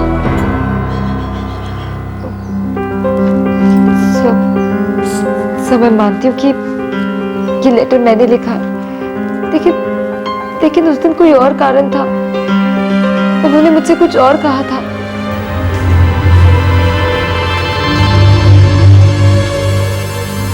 अब तुम कहोगे कि बिल्कुल तुम पे गई है। वो तो है। प्लीज अब मुझे अकेला मत छोड़ना। देखो दामिनी, एक बार तो जाना होगा। वो क्या है कि दादाजी की तबीयत बहुत खराब है, अंतिम सांसें ले रहे हैं बेचारे। और हाँ, फिर माँ बाबू जी को पोती की खुशखबरी भी तो सुनानी है। थोड़ा सा वक्त लगेगा, पर देखना वो लोग मान जाएंगे। पता नहीं वो दिन कब आएगा। गगन, मैं उसके इंतजार में उससे पहले के सारे दिनों की खुशियां खोना नहीं चाहती। वो दिन जल्दी आएगा। हमारी बेटी हमारे लिए खुशियां लाई है। बस तुम जरा सी हेल्प कर दो तो वो दिन जल्दी आ जाएगा। बोलो ना गगन, मैं कुछ भी कर सकती हूँ। माँ बाबूजी मुझे तुम्हारे चक्कर में मुंबई नहीं आने देते। उन्हें लगता है कि मैं तुम्हारे पास गया तो लौटूंगा नहीं। मुझे ब्लैकमेल करते रहते हैं, मरने होने की बातें करते हैं। बेटा होना उनका भावनाओं में बह जाता हूँ। तो तुम बताओ मैं क्या करूँ? दामिनी, कुछ ऐसा करते हैं कि उन्हें लगे कि तुम मुझे अब नहीं चाहती हो। और मैं मुंबई यहाँ तुमसे मिलने के लिए नहीं, अपने काम से जा रहा हूँ, अपना करियर बनाने के लिए जा रहा हूँ। और वैसे भी अब हमारी बेटी हो गई है। देखना, देर सवेर वो लोग मान ही जाएंगे। गगन, तुम वापस आ जाओ, मुझे और क्या चाहिए? मेरा अब गगन से कोई रिश्ता नहीं है। मैंने उससे सारे नाते रिश्ते तोड़ लिए हैं और मैं अब से उस पे मुझे अपना पति मानने के लिए कोई जोर नहीं डालूंगी। और ये बच्चा सिर्फ मेरा है।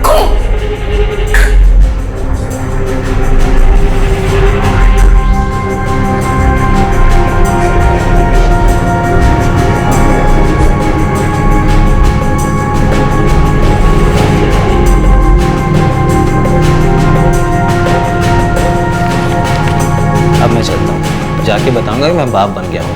देखना वो लोग जरूर मान जाएंगे। तुम चिंता मत करो, मैं अच्छे के लिए जा रहा हूँ। और अगर नहीं माने ना तो ये लेटर दिखाऊंगा, तब वो लोग जरूर आने देंगे 100%। अपना ख्याल रखना।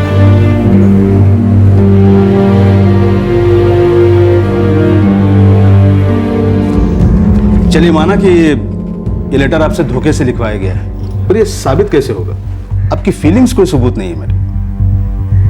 सबूत है ये लेटर जिसे आपने लिखा है, जिस पर आपकी साइन है, और यही लेटर आपके खिलाफ जा रहा है। देखिए मैडम, अब आपको यही बोल सकता हूं कि गगन पर कानूनन कोई केस नहीं बनता। कानून की नजर में आप अब भी कुंवारी मानी जाएंगी। अब आप ही बोलिए कि मैं केस क्या बनाऊं?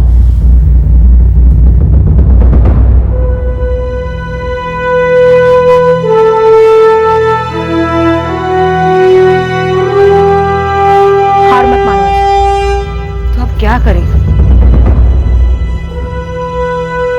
रो ले दामिनी, जितना चाहे रो ले, लेकिन बस ऐसे हिम्मत मत हारना। अपने दर्द को छुपाओ मत, बल्कि बताओ लोगों को। याद रखना दामिनी, कानून के घर देर है लेकिन अंधेर नहीं। तो क्या हम अदालत में जाएंगे? जरूरत पड़ी तो जाएंगे, लेकिन सबसे पहले हमें दामिनी के दर्द से ज्यादा लोगों को जोड़ना चाहिए। कैसे? मुझे लगता है हम एक फेसबुक पेज से शुरुआत कर सकते हैं। इससे ज्यादा लोग हमसे जुड़ सकते हैं। लेकिन किसी एक औरत की परेशानी से सबको क्या लेना देना? क्यों नहीं हो सकता? और इसमें प्रॉब्लम ही क्या है? क्यों दामिनी इस तरह बिना किसी गलती के घुट घुट कर जीती रहे, और गगन इतनी गलतियां करने के बाद भी मस्त घूमता रहे? गगन को उसकी गलती का हिसाब चुकाना ही होगा। गगन को दामिनी और महक का खर्चा उठाना ही होगा। बिना किसी सबूत के तो बड़ी आसानी से यूं ही निकलता जा रहा है गगन। लेकिन मुझे पक्का यकीन है लोग आगे आएंगे और हमारी मदद जरूर करेंगे। आजकल ऑनलाइन मूवमेंट्स चल रहे हैं सोशल नेटवर्किंग साइट्स के जरिए।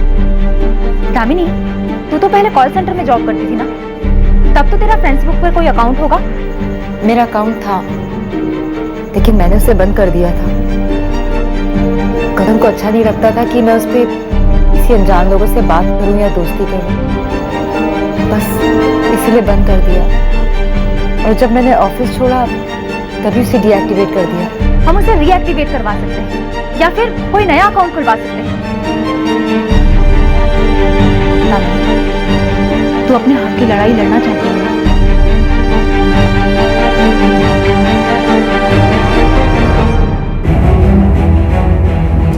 दामिनी, तू पक्का यही ईमेल आईडी यूज कर रही थी ना? Damini 76@sss.hn, right? चल, तेरा नया पासवर्ड तेरी ईमेल आईडी में आ जाएगा। तेरी ईमेल आईडी का पासवर्ड बता।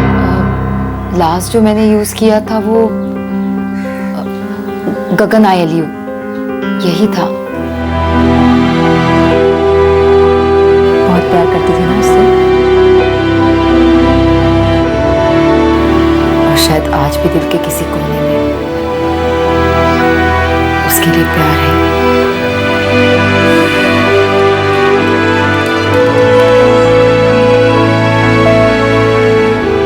मिल गया।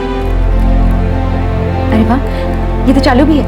चल, अब हम तेरे और गगन के साथ वाले फोटोग्राफ्स मैरिज रजिस्ट्रार का इंटीमेशन लेटर अपलोड करते हैं। तेरा स्टेटस अपडेट करेंगे और तुझे मैं फ्रेंड ऐड करके तेरा स्टेटस अपनी वॉल पे शेयर करती हूँ और अपने सारे फ्रेंड्स से कहती हूँ शेयर करने के लिए।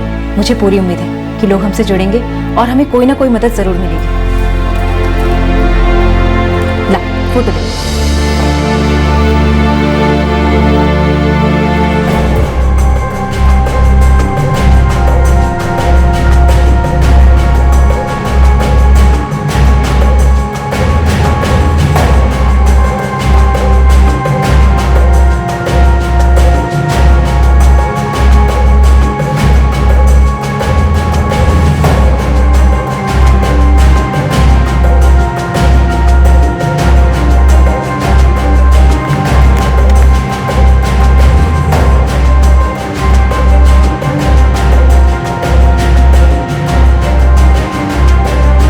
जिस आदमी से मैंने प्यार किया, जिस आदमी से मैंने शादी की, जो मेरी बेटी महक के पिता हैं, वही आज कहते हैं कि मैं उनकी बीवी नहीं हूँ।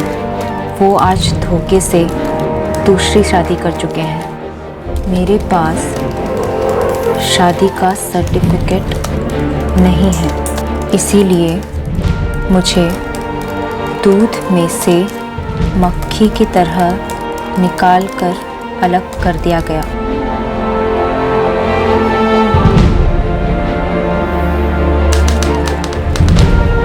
इसीलिए मुझे उसने छोड़ दिया। मैं मदद के लिए थाने गई। वहाँ मुझे सुनने मिला कि मैं अपने पति गगन देव से इस मामले में नहीं जीत पाऊंगी। वो आज यूपी के एक गांव में अपनी दूसरी पत्नी के साथ चैन से जिंदगी बिता रहे हैं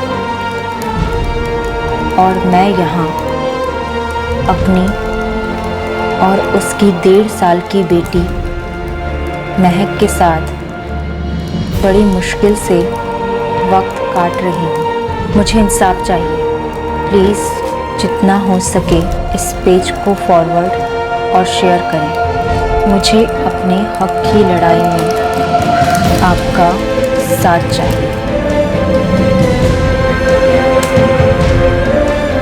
तीर हमने छोड़ दिया है, अब देखना यह है कि निशाने पर कब लगता है। दामिनी ने अपनी लड़ाई की छोटे पैमाने पर शुरुआत की। अपनी लड़ाई को सोशल नेटवर्किंग साइट के जरिए लोगों तक पहुंचाने का ख्याल दामिनी के लिए फायदेमंद साबित हुआ और यहीं से दामिनी की कहानी न सिर्फ दामिनी के आसपास के लोगों तक बल्कि गगन के करीबी लोगों तक भी पहुंची। कुछ लोग मदद के लिए सामने आए और अब दामिनी को अपनी मशाल उठाकर आगे बढ़ना था। क्या दामिनी की लड़ाई आगे बढ़ पाई?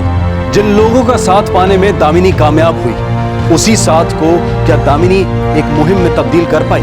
दामिनी की लड़ाई ने आगे चलकर एक विशाल रूप हासिल किया। दामिनी की अपने लिए और अपनी बेटी के लिए इंसाफ की जंग जारी रहेगी।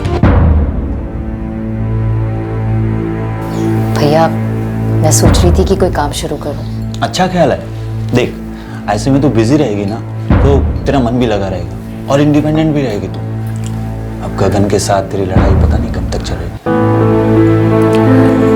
महक अभी बहुत छोटी है दामिनी, तुझे वापस ऑफिस जाकर काम करना थोड़ा मुश्किल तो पड़ेगा ही। जानती हूँ दीदी, इसीलिए मैं सोच रही थी कि कोई ऐसा काम मिले जो मैं घर बैठे कर सकूं। देख दामिनी, मैं जानता हूँ तू ग्रेजुएट है, अच्छी पढ़ी लिखी है, पर घर पर तो कुछ छोटा मोटा काम ही मिल सकता है। देख, काम कोई छोटा बड़ा नहीं होता। हाँ, जानती हूँ भैया, काम कोई छोटा या बड़ा नहीं होता, काम तो काम होता है। अगर ऐसी बात है ना तो शायद मैं तेरी कुछ मदद कर सकूं।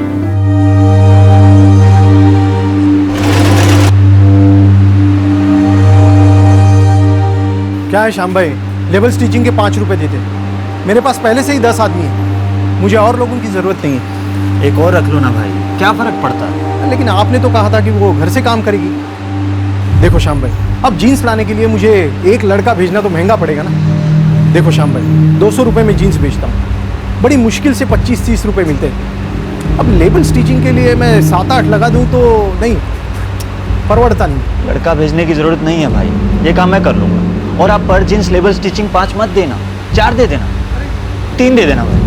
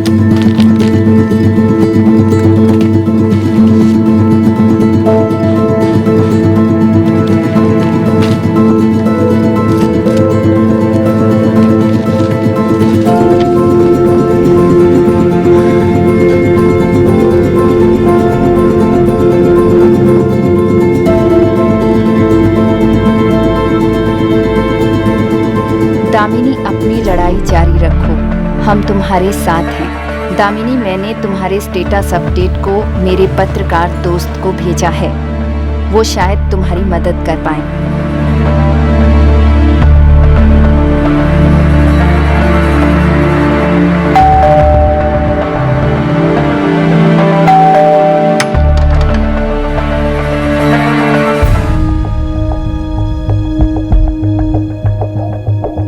दीदी, बहुत सारे रिस्पॉन्सेज आए हैं। फेसबुक में एक यूपी ग्रुप है, उसमें मैंने दामिनी का स्टेटस फॉरवर्ड किया था। शीतल, तुम्हें क्या लगता है इससे कोई फायदा होगा क्या? उम्मीद करने में क्या बुराई है, क्या पता। अब पता नहीं मुझे क्या चाहिए, क्या हासिल होगा।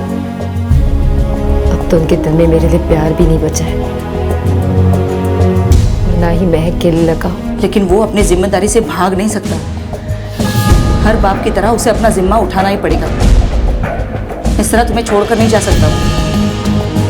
तुम ये मत सोचो कि तुम कोई झगड़ा कर रही हो, तुम्हें बस अपना हक चाहिए।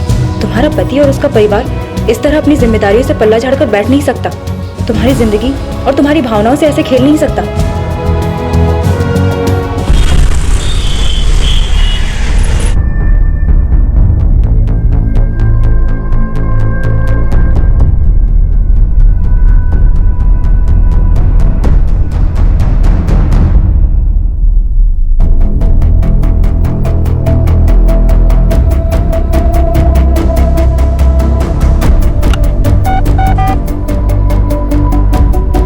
सर, आपने बुलाया? स्टोरी दिलचस्प है। कांटेक्ट नंबर किसी शीतल चुप का दिया है। डिटेल्स निकालूं सर? स्टोरी में दम लगता है। Okay sir.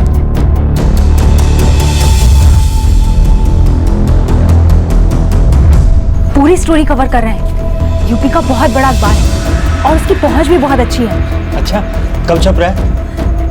ये तो नहीं पता, लेकिन हाँ, कम से कम हमारी बात तो आगे बढ़ी।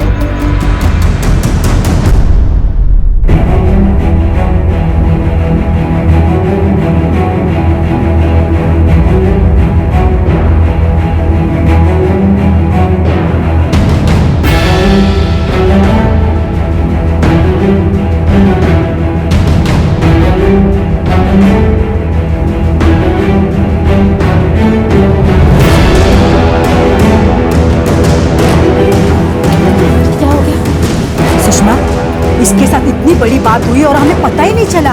बहुत गलत हुआ इसके साथ। आंटी, अब तो पता चल गया है ना, अब हम सब दामिनी के साथ हैं।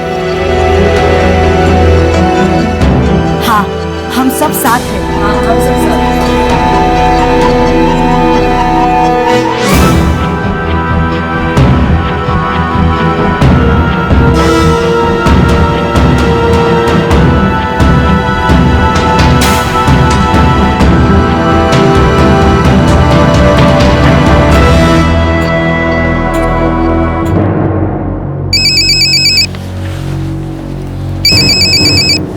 हेलो, क्या मैं शीतल चुग जी से बात कर सकता हूँ? जी क्या बात है?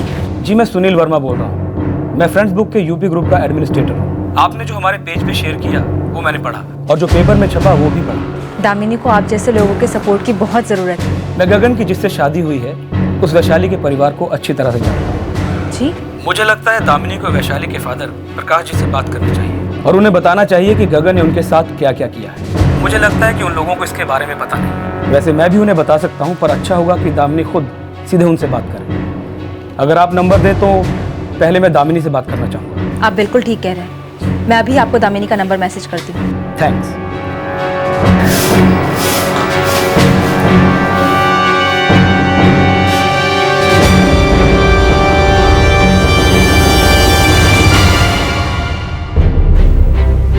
मैं क्या बात करूं? सुषमा, मुझे बहुत डर लग रहा है। वो गगन की दूसरी बीवी के पिता है। डरो मत दामिनी, सुनील वर्मा खुद बात कर लेते, लेकिन तुम बात करोगी तो अलग ही असर पड़ेगा, बहुत फर्क पड़ेगा। हौसला रखो। शायद वैशाली को भी गगन की इस करतूत का पता नहीं है।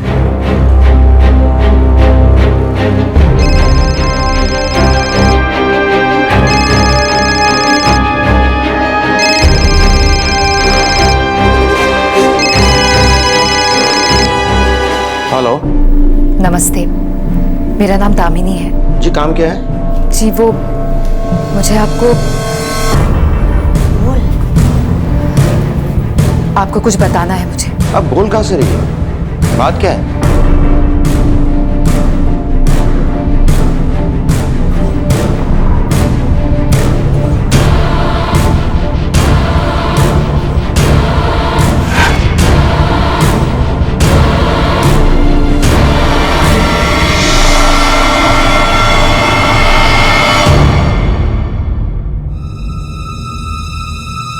देखो, तुम जो भी हो, मुझे कोई लेना देना नहीं है, लेकिन अगर तुमने मेरी बेटी का हंसता खेलता घर तोड़ने की कोशिश की तो मैं तुम्हारी जिंदगी नर्क बना दूंगा। मेरी बेटी से दूर ही रहना। क्या हुआ? क्या कहा उन्होंने? क्या बोले वो?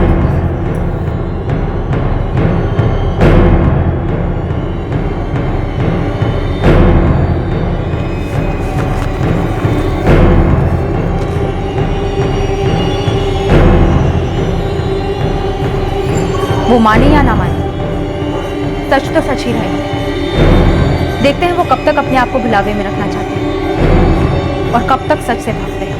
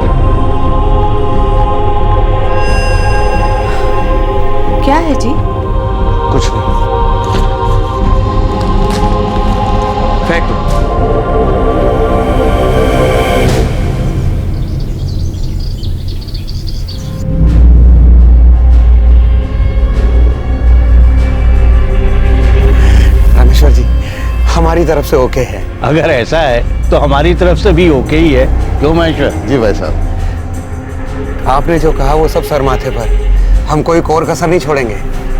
वैसे भी एक ही तो बेटी है हमारी। विश्वनाथ जी, ये तो आपका बड़पन है।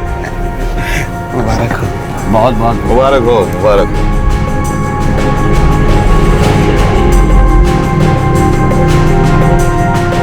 तो क्या करूं भाभी? बात तो फैले ही जा रही है। अखबार पढ़ा? जी। देखो गगन, गलत तो किया आपने। भाभी जो होना था सो हो गया, आप उसकी वकील क्यों बन रही हैं? वो बेचारी 1.5 साल की बच्ची के साथ अकेले कैसे रह रही होगी? 7 फेरे 7 कस्में सब भूल गए क्या? बेवकूफी थी मेरी। बेवकूफी आपकी थी और उसकी सजा वो भुगत रही है। तो आप क्या चाहती हैं? मैं उसको भी यहाँ ले आऊँ? भाभी सब खत्म हो गया है, क्यों गड़े मुर्दे उखाड़ रही हैं? बेवकूफ तो बनाया ना उसे बहकाया।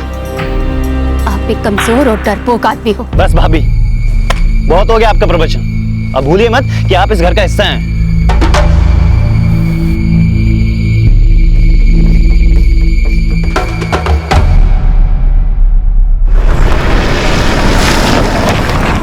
गांव के सरपंच से मैं मिला था, आदमी समझदार लगता है। हमारा पूरा ग्रुप दामिनी की हेल्प करना चाहता है।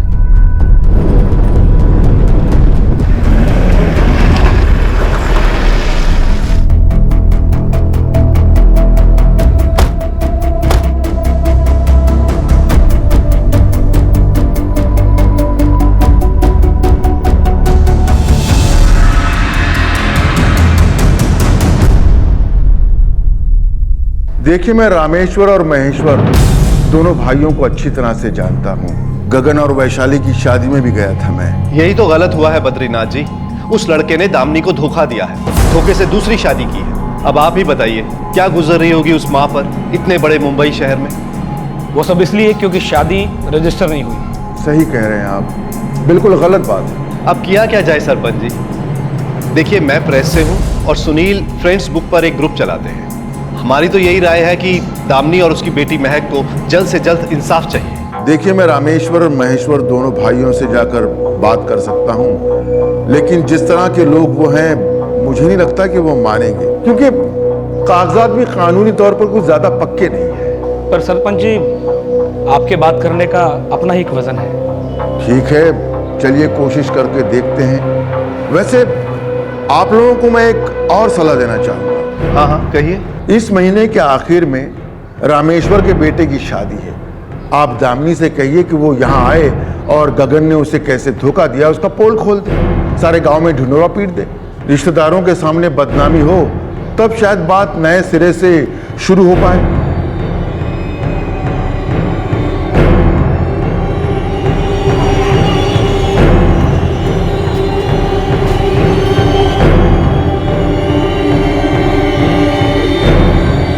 मुझे लगता है दामिनी को ना महक को साथ लेके जाना चाहिए। हाँ, ये बिल्कुल सही मौका होगा। गगन और उसकी फैमिली को सबके सामने मजबूर होकर मानना ही पड़ेगा। लेकिन दीदी, मेरी हिम्मत नहीं हो रही है। हौसला रखो दामिनी, डरने की कोई जरूरत ही नहीं है। वहाँ सुनील है, राठी जी है, और सुनील ने तो एक एनजीओ से भी बात करके रखी है, वो भी मदद करने के लिए तैयार है। हाँ दामिनी, तुम हमारे साथ चलो। वैसे भी 25 को हम यूपी जा रहे हैं। ग्रेट। मोहित की शादी 28 की है। मैं सुनील से कह दूंगी, वो तुम्हें स्टेशन पर लेने के लिए आ जाएगा। कलावती आंटी, दामिनी जा रही है, बुक कर दो टिकट।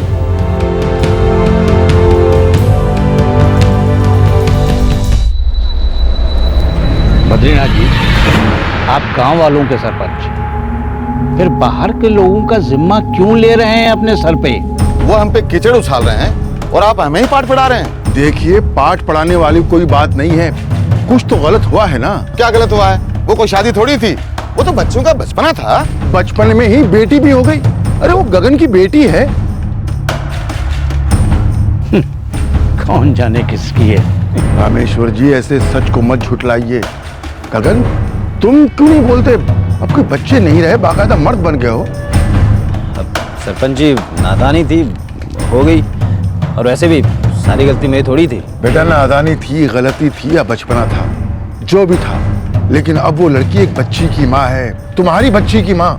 यूं अपनी जिम्मेदारी से पल्ला मत झाड़ो, समझे? देखिए सरपंच जी, ये कोई गांव के तालाब, सड़क या बिजली पानी का मुद्दा नहीं है। ये हमारा व्यक्तिगत मामला है और आप अपनी हद में रहें तो बड़ी मेहरबानी होगी। ठीक है, मैं अपनी हद में रहूंगा। मैं आपसे समझदारी की उम्मीद रख के आया था, लेकिन आप कुछ समझने को राजी नहीं। ठीक है रामेश्वर जी, वो आपके बेटे की शादी में आएगी। जो कीचड़ उछलेगा तब शायद अकल ठिकाने आ जाएगी। चलो।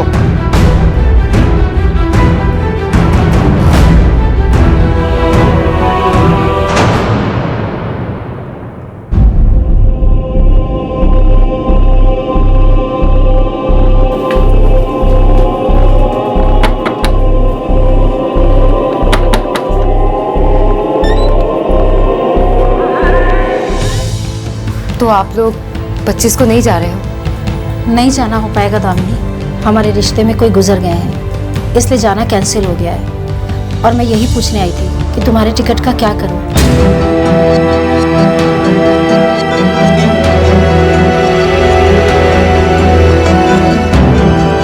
डर मत लगे, वहाँ सुनील राठी जी सब तो हैं, वहाँ तुझे बिल्कुल भी अकेला नहीं लगेगा, चिंता मत कर।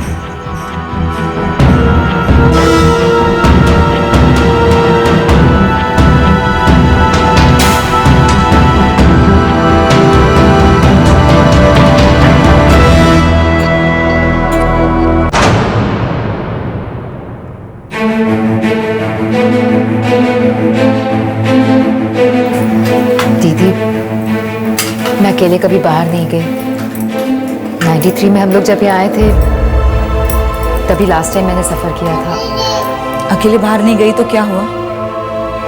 अकेले बहुत कुछ किया है तूने। अकेले बच्चा पैदा किया है, अकेले पाल रही है उसे, और जहां तक मेरा ख्याल है अकेले ही पालेगी।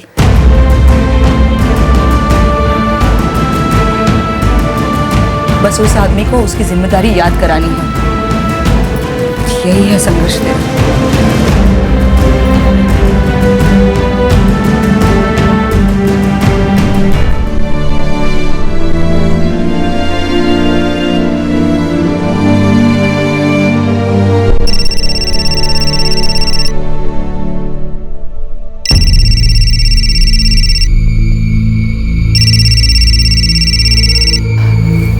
हेलो।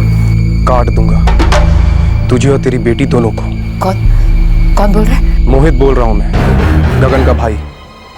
सुना है कि तू मेरी शादी में हंगामा करने के लिए आ रही है? देख, गगन ने तेरे साथ क्या किया क्या नहीं किया, इससे मेरा कोई लेना देना नहीं है। और ये जिनकी भी शय पे तो इतना उछल रही है ना, नहीं डरता मैं किसी से। बोल देना जाके उनको। लेकिन अगर तू यहाँ पे आई तो तेरी वापसी की टिकट बेकार जाएगी। Hello hello.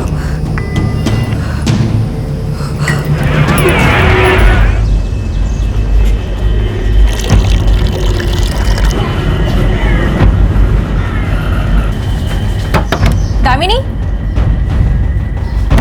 दामिनी, दामिनी, दामिनी, दामिनी, क्या कर रही है लड़की दीदी? 7 बज गए हैं, 8:30 की ट्रेन है। दामिनी, दामिनी, दामिनी दरवाजा खोल। दामिनी ट्रेन छूट जाएगी यार। दामिनी दरवाजा खोल।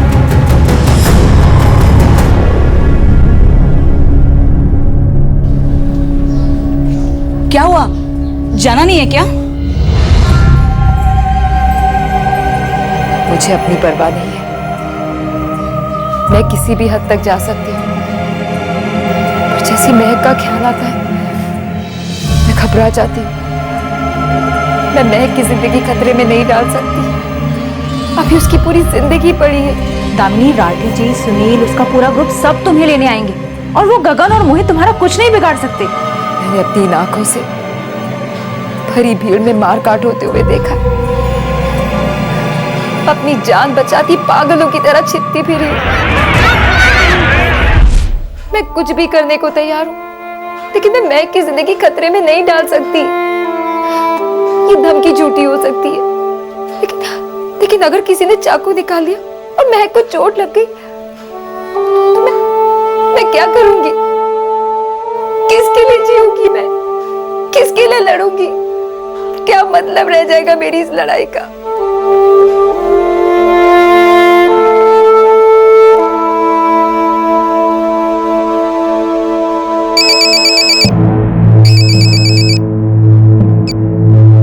सुनील। हेलो, दामिनी निकल गई ना? नहीं सुनील, वो नहीं निकली। क्यों, क्या हुआ? सुनील, वो मोहित है ना जिसकी शादी होने वाली थी, उसने दामिनी को फोन पर धमकी दी है। क्या बकवास है। अब है कहाँ दामिनी अभी? वो अपने घर पर ही है। ठीक है, मैं उससे बात करता हूँ, वो आएगी, कुछ नहीं होगा उसे।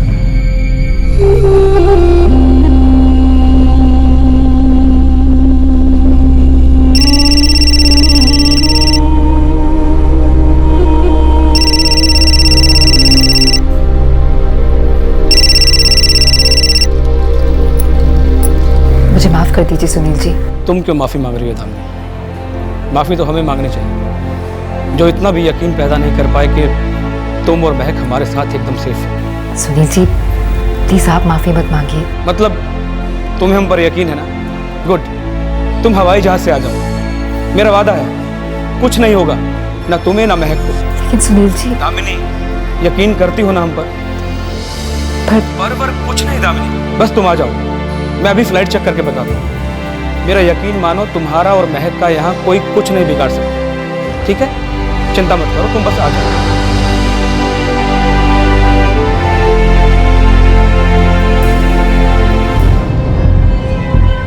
कल सुबह की फ्लाइट है, 15,000 टिकट। नहीं दीदी, ये बहुत ज्यादा है। कल 26 है, शादी 28 की है। तुम देर से देर वहां पर 27 को पहुंचोगी तो भी चलेगा। हाँ भैया, 27 की टिकट देखिए। एक मिनट। 11,500 का है, चलेगा? 7,000 तो है, 4,500 कम पड़ रहे हैं।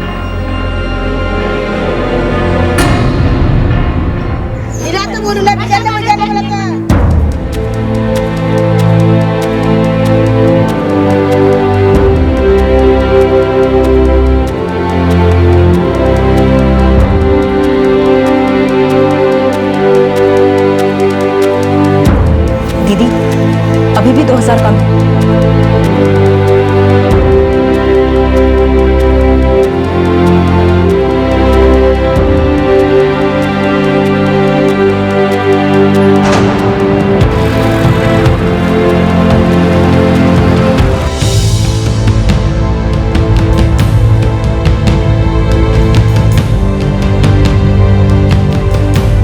अरे टेंशन मत ले यार, एयर होस्टेस से पूछ लेना कि सीट बेल्ट कैसे बांधते हैं। और फिर तेरे साथ तू महक है, सब तेरे आसपास मंडराती रहेंगी। और कोई भी टेंशन हो ना तो ऊपर एक बटन होता है, उसे दबा लेना या किसी से ही पूछ लेना। देखना, पहली बार सफर कर रही हूँ और वो भी सीधा हवाई जहाज में। अरे डर मत तू, हवाई जहाज तूने थोड़ी ना उड़ाना है, उसके लिए पायलट रहेगा वहां पे।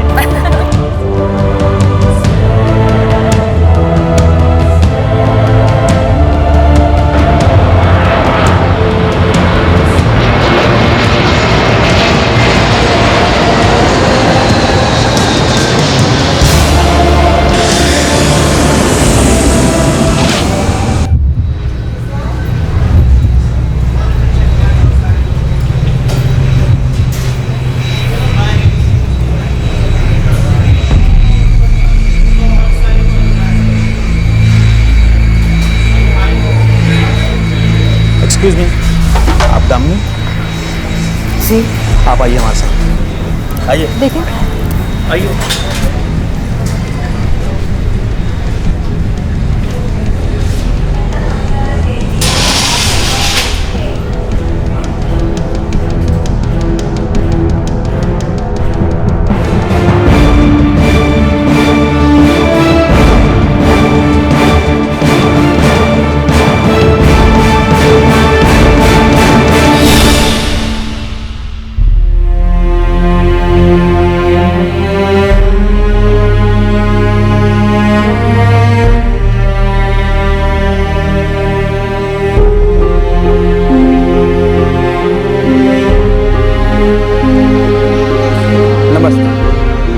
सुनील वर्मा। आप राठी जी?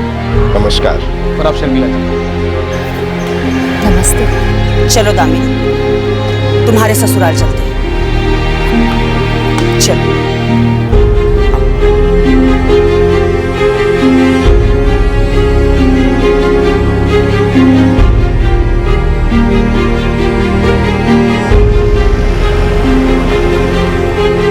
दामिनी, तुम्हारी लड़ाई अब हमारी लड़ाई है।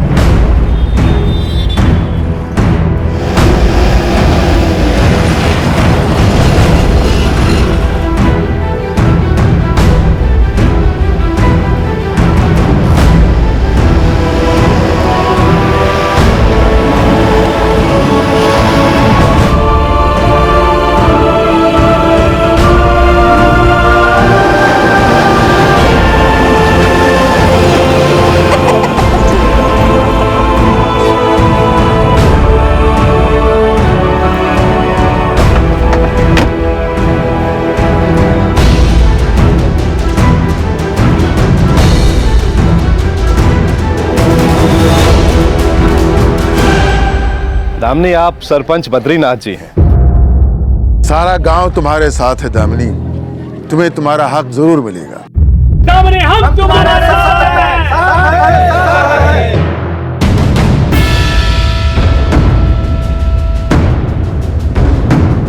आजाओ भाई, आ जाओ, चलो।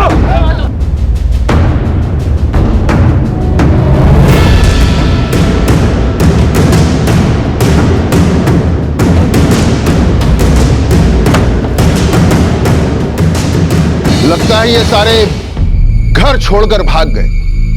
कोई बात नहीं, हम लोग रामेश्वर जी के घर जा रहे हैं। चलो।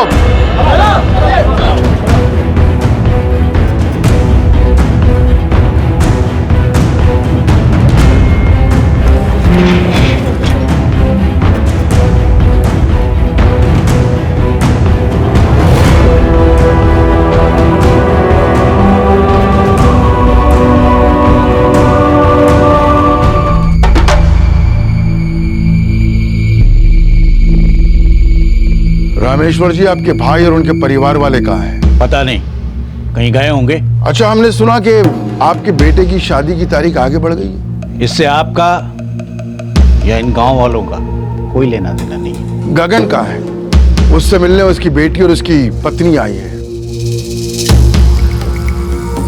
देखिए सरपंच जी, कौन आया है, किससे मिलने आया है, इससे मुझे कुछ लेना देना नहीं है। रामेश्वर जी, बेहतर होगा कि आपका भाई और उनका बेटा सामने आए और दामिनी को अपनाएं। हम 15 दिन की मोहलत दे रहे हैं। अगर वो इस नोटिस को नजरअंदाज करते हैं और सामने नहीं आते तो अंजाम भुगतने को तैयार है।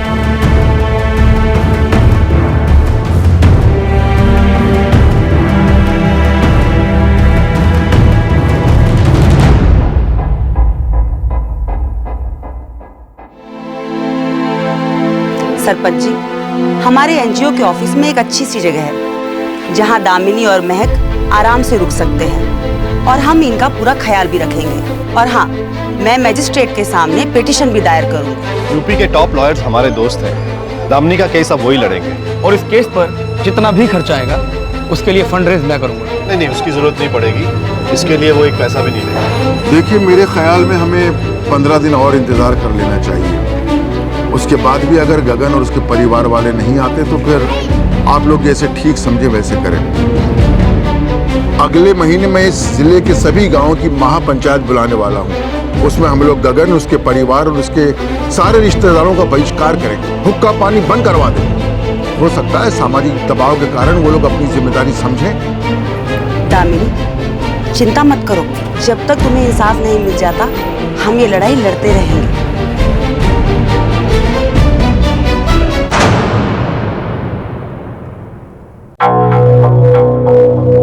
15 दिन हो गए लेकिन गगन और उसके परिवार वालों की तरफ से कोई खबर नहीं आई। गगन और गगन के परिवार वालों ने सरासर गलत किया है। हमें ये नहीं समझ में आ रहा है, आखिर वो लड़की पुलिस में जाकर शिकायत क्यों नहीं दर्ज करा रही है? उसके पास कोई कानूनी दस्तावेज नहीं है, बस लड़का लड़की की कुछ तस्वीरें हैं, कुछ गवाह हैं। इस लड़की के साथ धोखा किया गया है। सामाजिक रूप से देखा जाए तो हमें इस लड़की का साथ देना चाहिए, इसे इसका अधिकार दिलाना चाहिए। एक बहू बेटी का जो हक होता है वो इसे मिलना चाहिए। अगर गगन इस लड़की को अपने साथ नहीं रखना चाहता तो न रखे, लेकिन इसका और अपनी बेटी का खर्च देना चाहिए, जो हर आदमी का, हर पति का, हर पिता का कर्तव्य होता है। आप कहना क्या चाहते हैं बद्रीनाथ जी? मेरा कहना है कि हमें गगन, उसके परिवार और उसके सारे रिश्तेदारों का सभी गांवों से बहिष्कार कर देना चाहिए, हुक्का पानी बंद कर देना चाहिए। देखिए, मसले एक हद तक व्यक्तिगत होते हैं। अगर किसी इंसान की किसी गलत हरकत से किसी दूसरे इंसान की जिंदगी पर फर्क पड़े तो मसला व्यक्तिगत नहीं रह जाता, जाती नहीं रह जाता। तो ऐसे इंसान को समाज के सामने जवाबदेह होना पड़ेगा।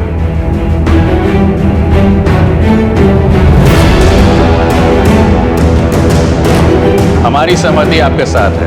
हम सब आपके साथ है। अरे हमें मंजूर है। हमें भी ठीक लगता है। हम सब आपके साथ है।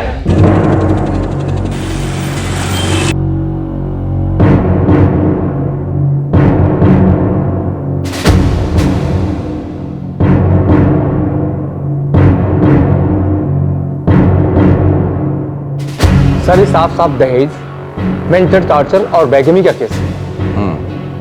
ठीक है, भी आए अपनी सफाई दें। मैं मैजिस्ट्रेट कोर्ट में हाजिर होने का नोटिस जारी करता हूं।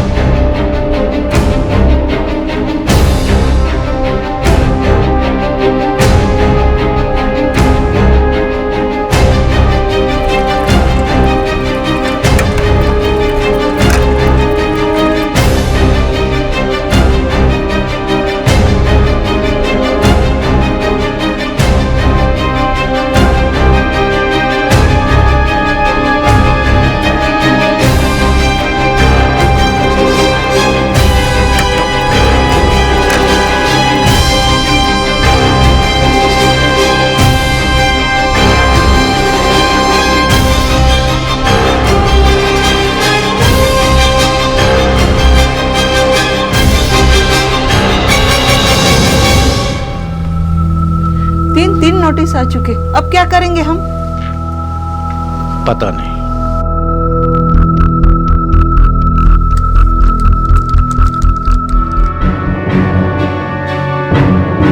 आपके और आपके रिश्तेदार रामेश्वर देव के पते पर 3 नोटिस भेजे जा चुके हैं। आपको सूचित किया जाता है कि यह मजिस्ट्रेट कार्यालय द्वारा आपको आखिरी नोटिस भेजा जा रहा है।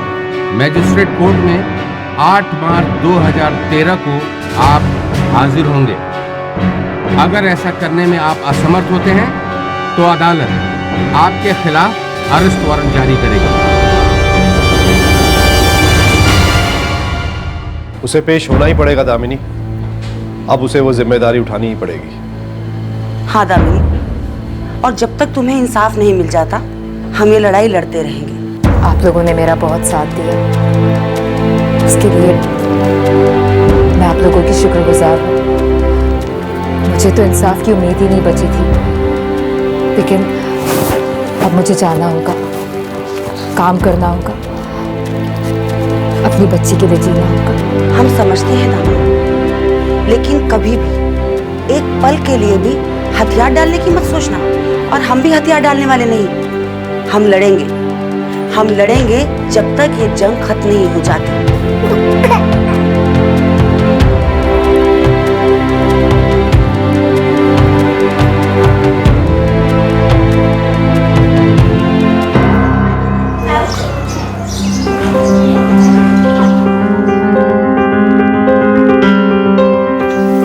ऐसे दम दबाकर भागे हैं, पता नहीं किस बिल में जाके छुपे हैं। मैं नहीं जानती थी कि गगन मुझसे इतनी बुरी तरह से छुटकारा पाना चाहते थे। खेल खेलने की क्या जरूरत थी? मुझसे एक बार कहते कि उनके दिल में मेरे लिए प्यार खत्म हो गया है, मैं उन्हें जाने देती।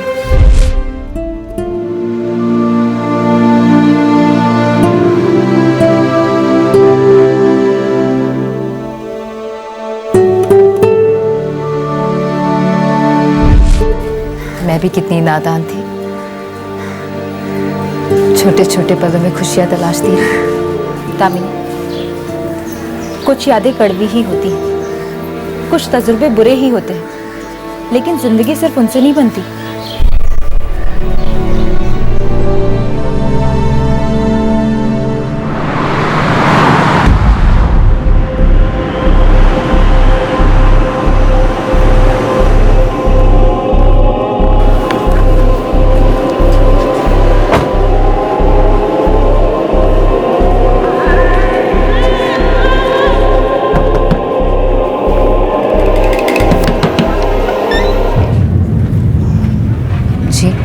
नमस्ते।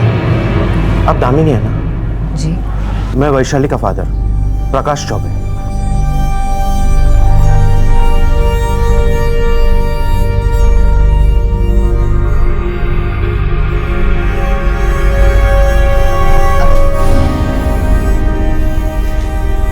बेटी, मुझे माफ करना, मैंने फोन पे तुमसे ठीक से बात नहीं की थी।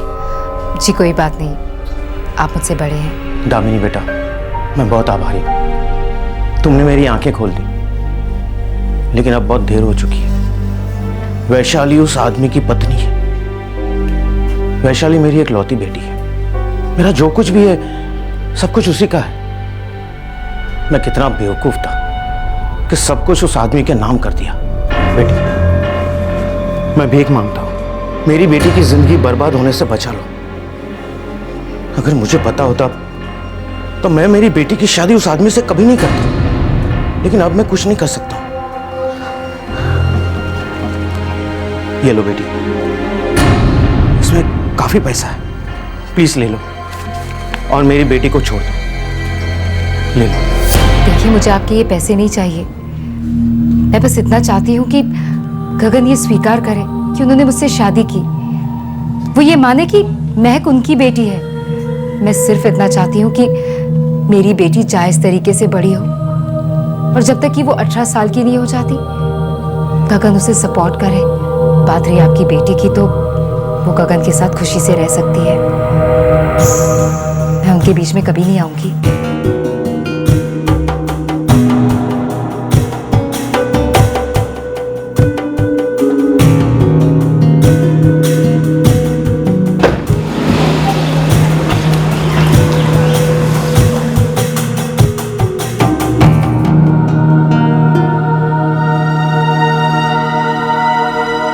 दामिनी की जंग अभी जारी है। इस केस की सुनवाई 8 मार्च 2013 को मुकर्रर की गई थी और उस दिन गगन को कोर्ट में हाजिर होना था, लेकिन उस दिन भी गगन या उसके परिवार से कोई कोर्ट के सामने पेश नहीं हुआ। कोर्ट में अगली सुनवाई 9 अप्रैल 2013 को होगी, और अगर उस दिन भी गगन कोर्ट के सामने पेश नहीं हुआ तो इस केस में कोर्ट को मजबूरन एक तरफा डिसीजन लेना होगा, जो कि दामिनी के हित में होगा। दामिनी ने कोर्ट में गगन की तरफ से मेंटेनेंस दिए जाने की अपील की है, जिसमें दामिनी के लिए जिंदगी भर का मेंटेनेंस और बेटी महक के लिए उसके पालन पोषण का खर्चा शामिल है, जब तक कि महक की शादी नहीं हो जाती। दामिनी के नाम पर एक घर दिए जाने की मांग भी रखी गई है। कोर्ट गगन और उसके परिवार की आर्थिक स्थिति की जांच करेगा और उसके अनुरूप मेंटेनेंस की रकम तय की जाएगी। एक सोशल नेटवर्किंग साइट, मीडिया, गांव की पंचायत और सरकारी तंत्र धीरे धीरे ही सही, लेकिन ये सब मजबूती से दामिनी की मदद के लिए आगे आए। दामिनी, जिसे बरगला के एक आदमी ने शादी की और फिर उसे अपने ही हाल पर छोड़ दिया। एक पड़ोसी कपल, वहीं की एक निवासी और अनेकों लोग दामिनी के साथ खड़े हुए और उसकी लड़ाई को आगे बढ़ाया। हाँ, हम कर सकते हैं। अगर हम दिल से चाहें तो हम कुछ भी कर सकते हैं। आपसे फिर मुलाकात होगी क्राइम पेट्रोल दस्तक में एक और नए केस के साथ। तब तक अपना ख्याल रखें, सुरक्षित रहें और याद रखें, किसी दूसरे को तकलीफ में देखकर अनजान न बने। उठें और सामने आकर उसकी मदद करें।